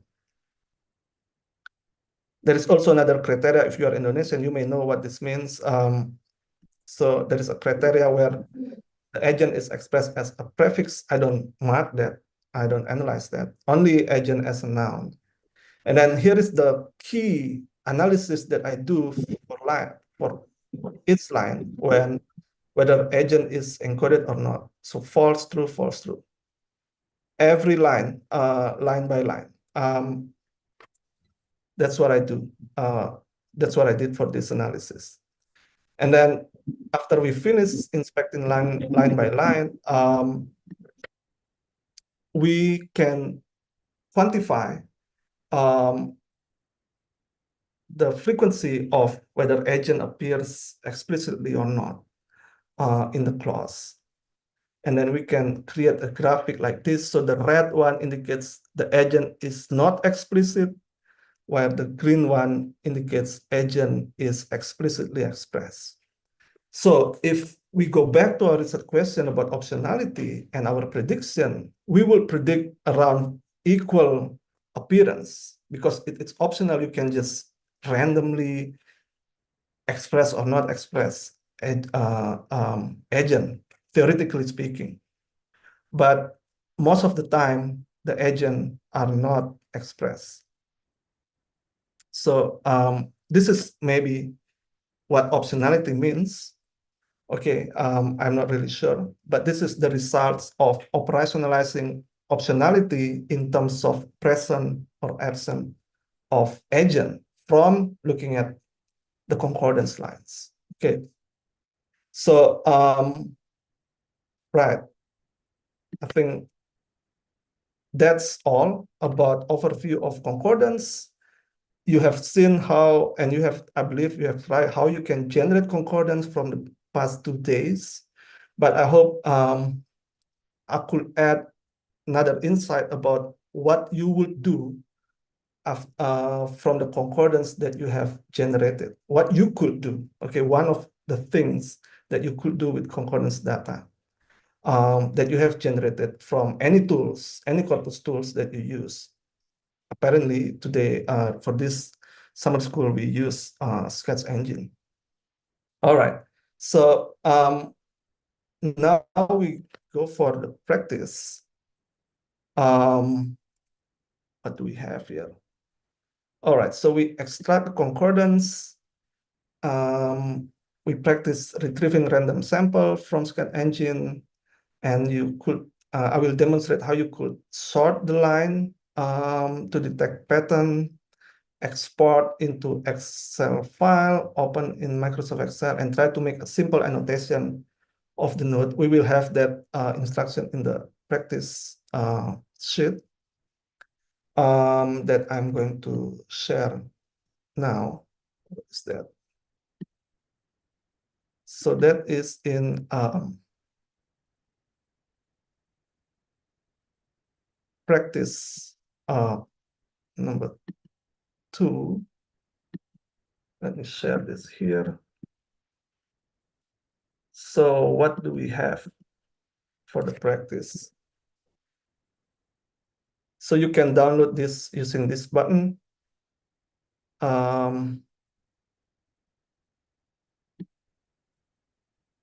Yeah, so, okay. Let me know if you can access English Web 2021 if you are on trial. If not, we will change this into BNC. Can anyone have access to English? We can access. Yeah, wow, that's good news. Okay, because there is a genre information there that is used in the exercise. So thanks for letting me know. So what do we do here? All right, so please read this first. Okay, as a contextual background. So you are interested in comparing the use of the form tags in 2 text types under the topic sport and beauty. Sport and beauty and fashion. Only looking at 20 random concordance lines. Before you download the concordance output, you want to sort that concordance. And then in the concordance output window, you want to have information about the tag of the words. So let me demonstrate this first.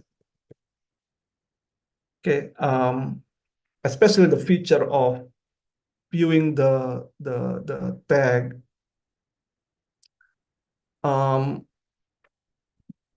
Sorry, it's not word list, it's in concordance. Okay, we are in concordance in the basic, and then so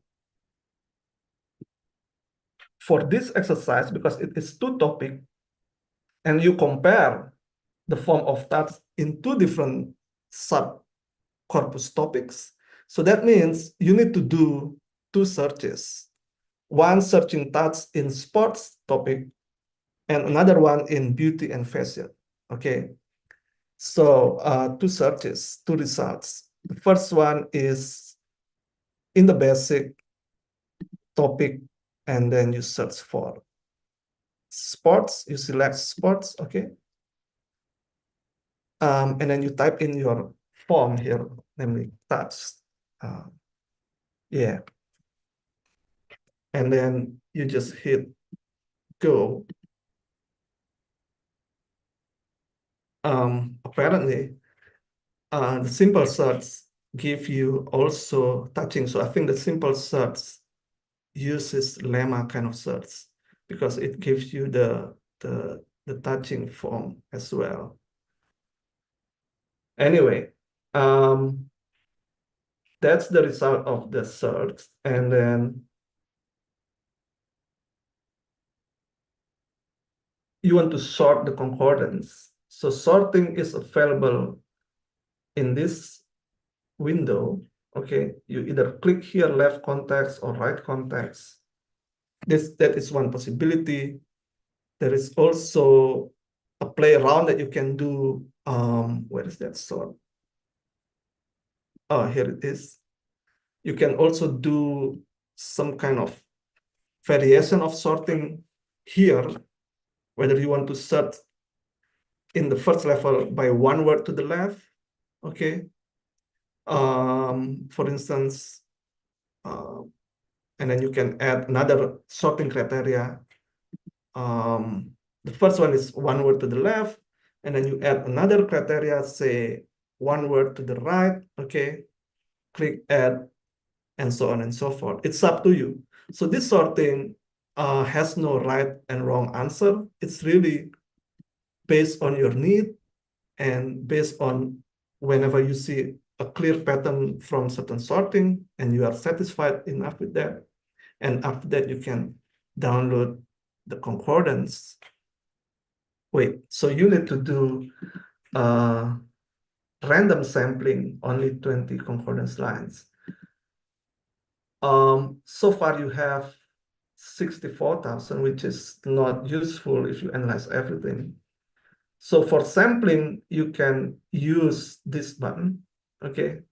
Get a random sample, and you can type in 20 here. That is the Grammarly. And you get 20, okay? And of course, you can resort these results like this, for instance, okay? Like that. If you click on the right, right?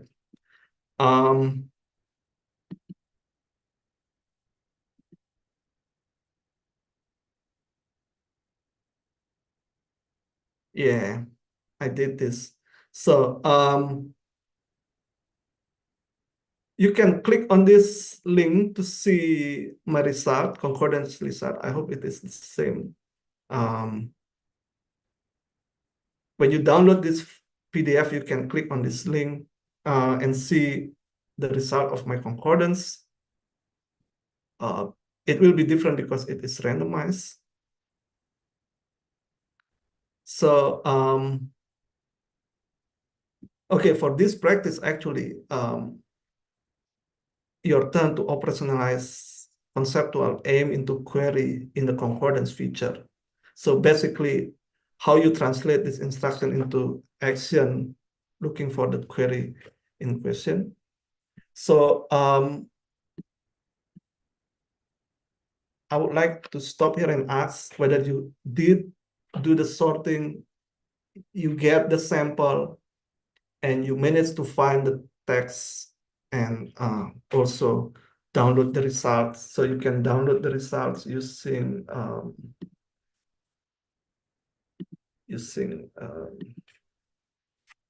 this download button that you may have known, this one, that you can download into XLS or XML. I usually download using Excel file.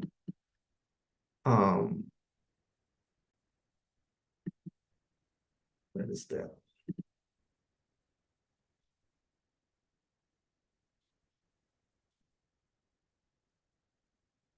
Okay, let me share the Excel sheet.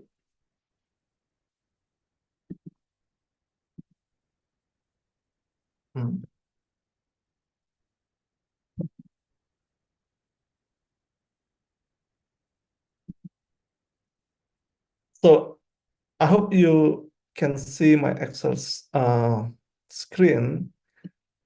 And this is basically what you get when you download the concordance into Excel sheet. And usually, as I've shown in the example before, I will make a new column here for whatever variable that I want to analyze from this concordance line. Okay.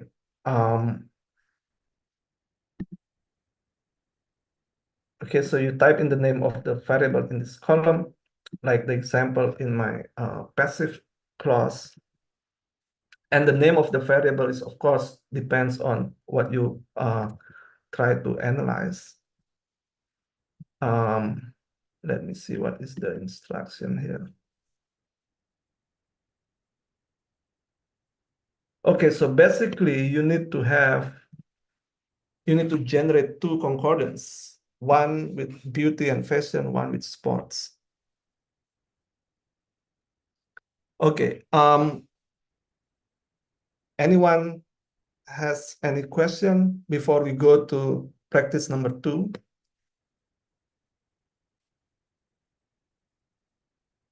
I think I missed something here. Point number 3. Well, including the tags in the concordance. So this one doesn't have any tag below the word. So what you can do to add information about the tags, like has been shown yesterday, is you go into this view option here with this eye looking symbol, and then you click on this show attributes, the tags, and then click save. You will have this information below the word, and when you download this file, it will also show up in the concordance that you save. Let me show you that. So the concordance look very packed, okay, with this tags below each word. All right. Again, whether you want this or not, it's up to you. I mean, later on, it depends on your research question. But for this practice, it just attempts to show where you can find that in this tool, in the sketch engine, which is here. And whether you want to include post text for every token, which is showing in every token here. So that's why you have a lot of post text in your Excel file. But of course, you can always restrict for only the node word. Okay. There is a motivation, like from my side, why we only want to know the part of speech tag for the node. Well, this motivation is actually part of the exercise that I'm not going to talk about at the moment. Here it is. Why I asked you to include the part of speech tagging. Okay. I assume everything is fine with you generating the data. So now let's go to exercise number 2, unless you have questions that I don't see on the chat. So with just 20 lines, do you think you can find patterns of use for the word tax? Whether it appears in the fixed syntactic phrases like the one that I showed you before for I think for charm, like this. Okay, like this is a pattern, work like a charm. Okay, work like a charm. That is a pattern of charm. Okay. Now the question is that whether looking at 20 lines, you find patterns. So that is something that I'm looking forward to discussing now. If you have looked at your concordance, or if you generated concordance that is not using tags, that's also fine. And I would like to hear the pattern that you observe from your concordance. Like walking through sharing screen and say, okay, this is the pattern that I see from my data.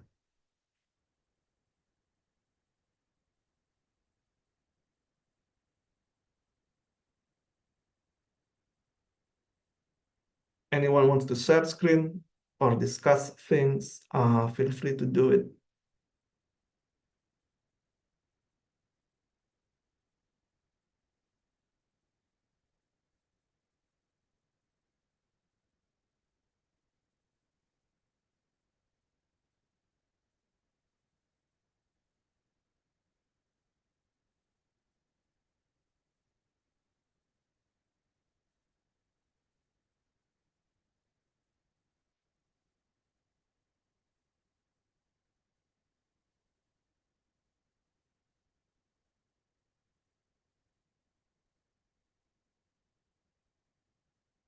Anyone would like to share screen of their finding?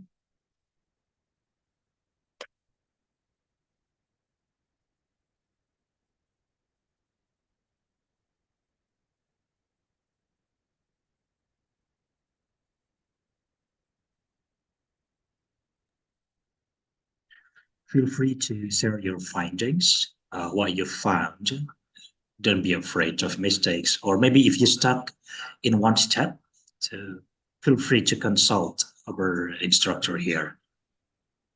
Yeah, detecting pattern is qualitative stuff, and usually there is no right and wrong answer. So it's more of a analytical aspect that can be different between person and person.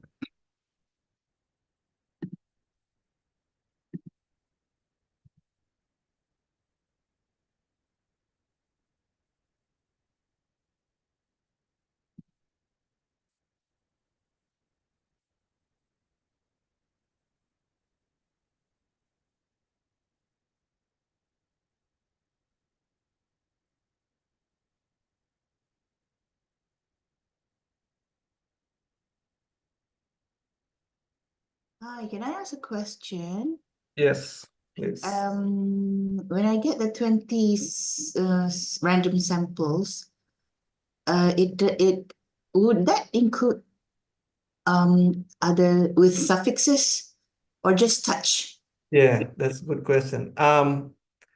Originally I planned to do this for touch, but if you include other suffixes, that's fine. So that's fine to find out the patterns. Yeah, just for the purpose of this practice, because I think apparently the simple search for touch includes all the word form. I thought the simple search is just finding the word form. Okay, but we can, if you want, I think if you want to redo the search, I think we can use the advanced feature of concordance,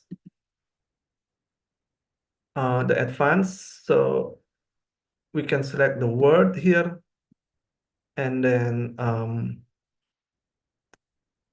we can select any, okay, and then we just type in or select the topic and then go. So then you have this touch only without any suffix. Okay.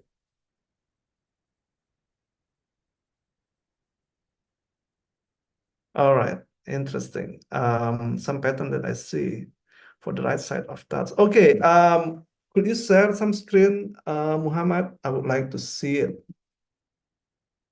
Yes, I can share. Give me one moment. Yeah, thank you.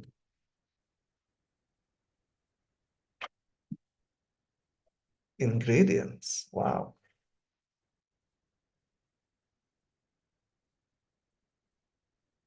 Right, Okay, can you see my screen? yes. So this is the concordance for the touch. So when I look at the right side, it's mostly like some sort of like ingredient.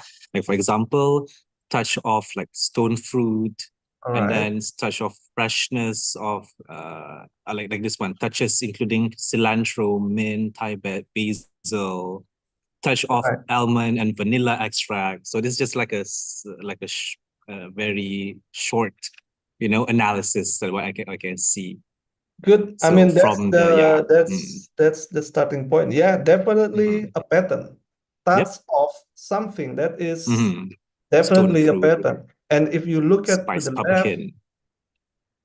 yeah, definitely. That's definitely the pattern that I expect you. I mean, the participant will produce when I did the trial before. I will expect some of you will find that pattern, and you did. So that's very good. Thank you. And if you see the left side, the left context, the Yeah. use of indefinite article a, Definite like article. touch. So that's a Touch recurrent of. pattern. Another pattern. Touch is of there. something.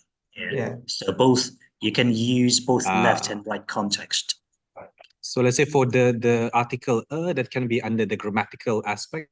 if you want to Yeah. look like a pattern of grammatical.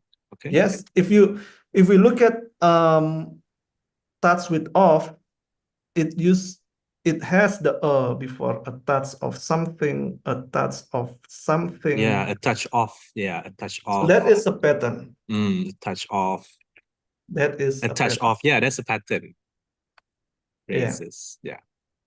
Great. So well done for you to detect that one. I'm really glad that you figured that out. I mean, of course, this will be different between person depending on the concordance that you generate. But at least that is example of what appears several times among the lines that you inspect. Any other pattern that I don't see, or that any other participant find? I would love to see. If I may suggest, one of the a good reference for understanding concordance is from John Sinclair, Reading Yeah. Concordances. Yeah, that's a So classic that's a one. classic, but still very, very useful and quite applicable, still applicable today. Yeah. John Sinclair's Reading So, Concordances. I forgot in which book, but I think in Hans Lindquist's Corpus Linguistics and the Description of English, he said that reading concordance is an art. So the more you read, the better you become in analyzing concordance. Yeah. All right. Good. So now let's say this is 5 last minute. Before I continue, do you have any other question or any other pattern that you want to share? 1, 2, 3, 4, 5. No? Okay, so let me go to the last part. The last part, which is not, I mean, we can continue the literal and metaphorical meaning tomorrow, but this is another aspect that I would like to highlight.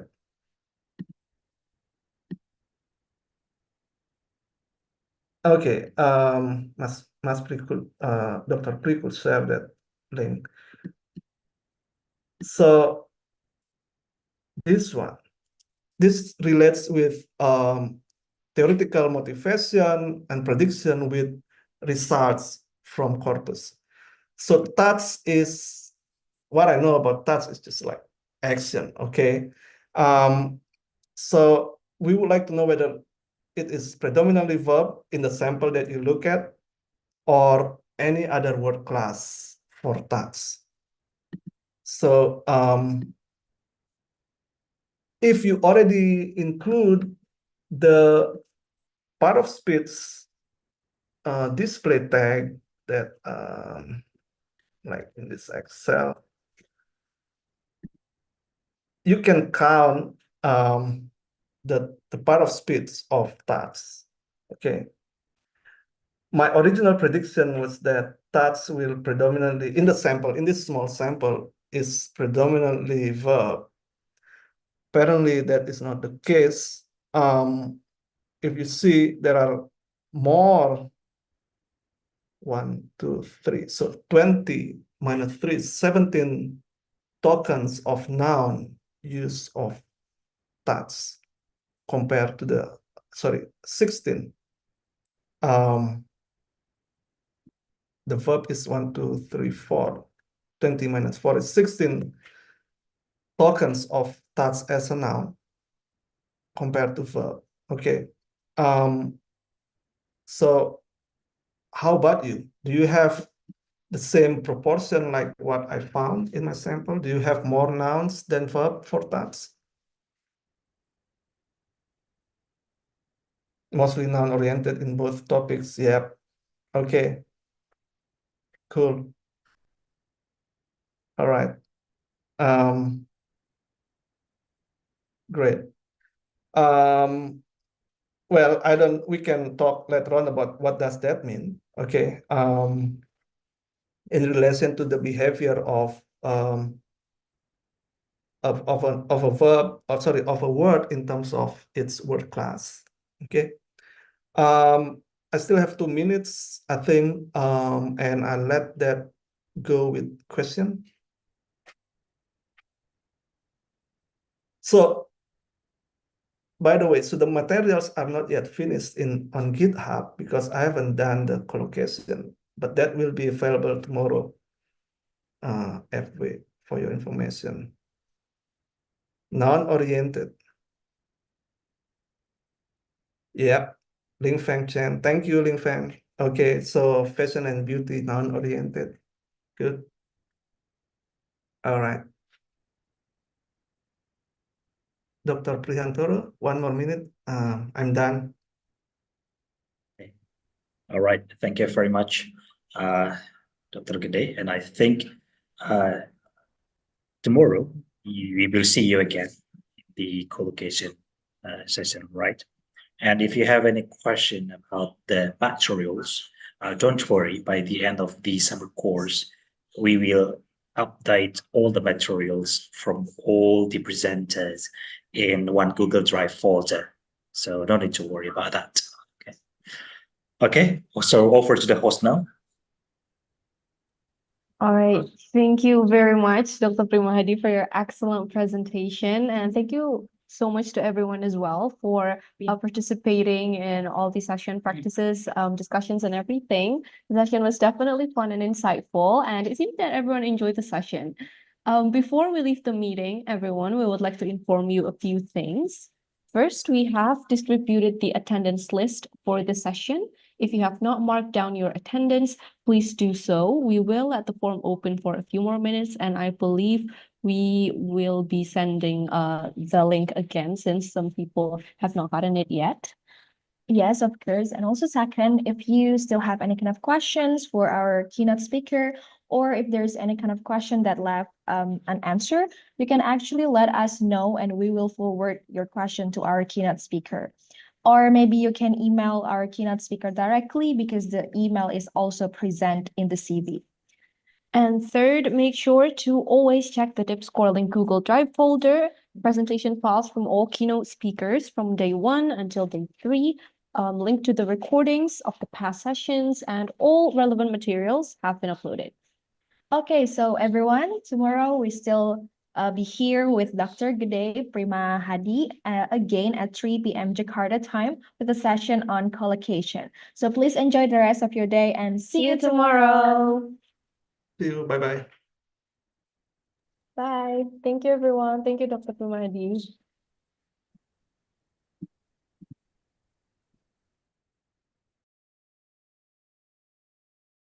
Together we learn, together we soar. From data to insights, join the ride. In a world of words, let's take a stride. Dipscorling, it's our time. Let's make discoveries word by word, line by line. Dipscorling, it's our time. Let's make discoveries word by word, line by line.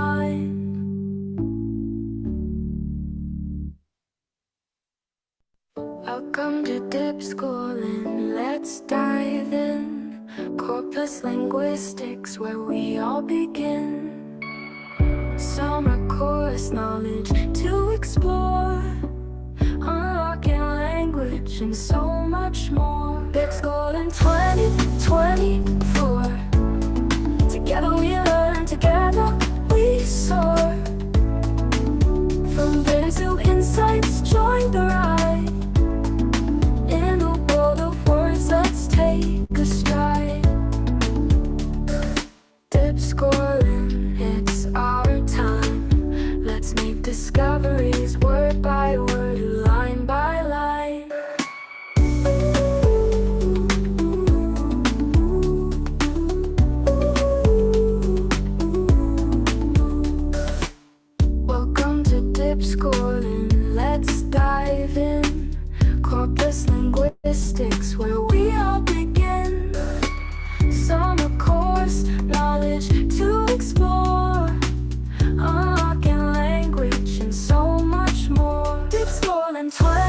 2024. Together we learn, together we soar. From data to insights, join the ride. In a world of words, let's take a stride. Dipscorling 2020 tour. Together we learn, together we soar. From data to insights, join the ride. In a world of words, let's take a stride. Dipscorling, it's our time. Let's make discoveries word by word, line by line. Dipscorling, it's our time. Let's make discoveries word by word, line by line.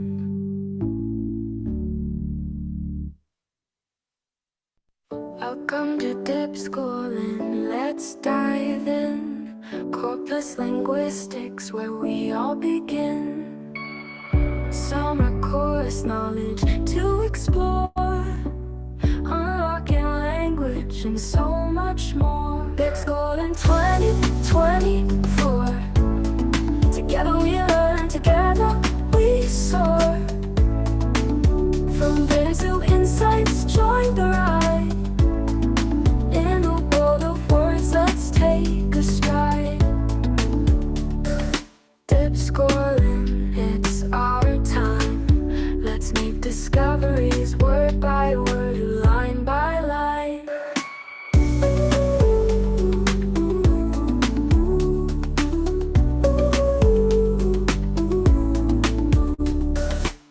Welcome to Dipscorling.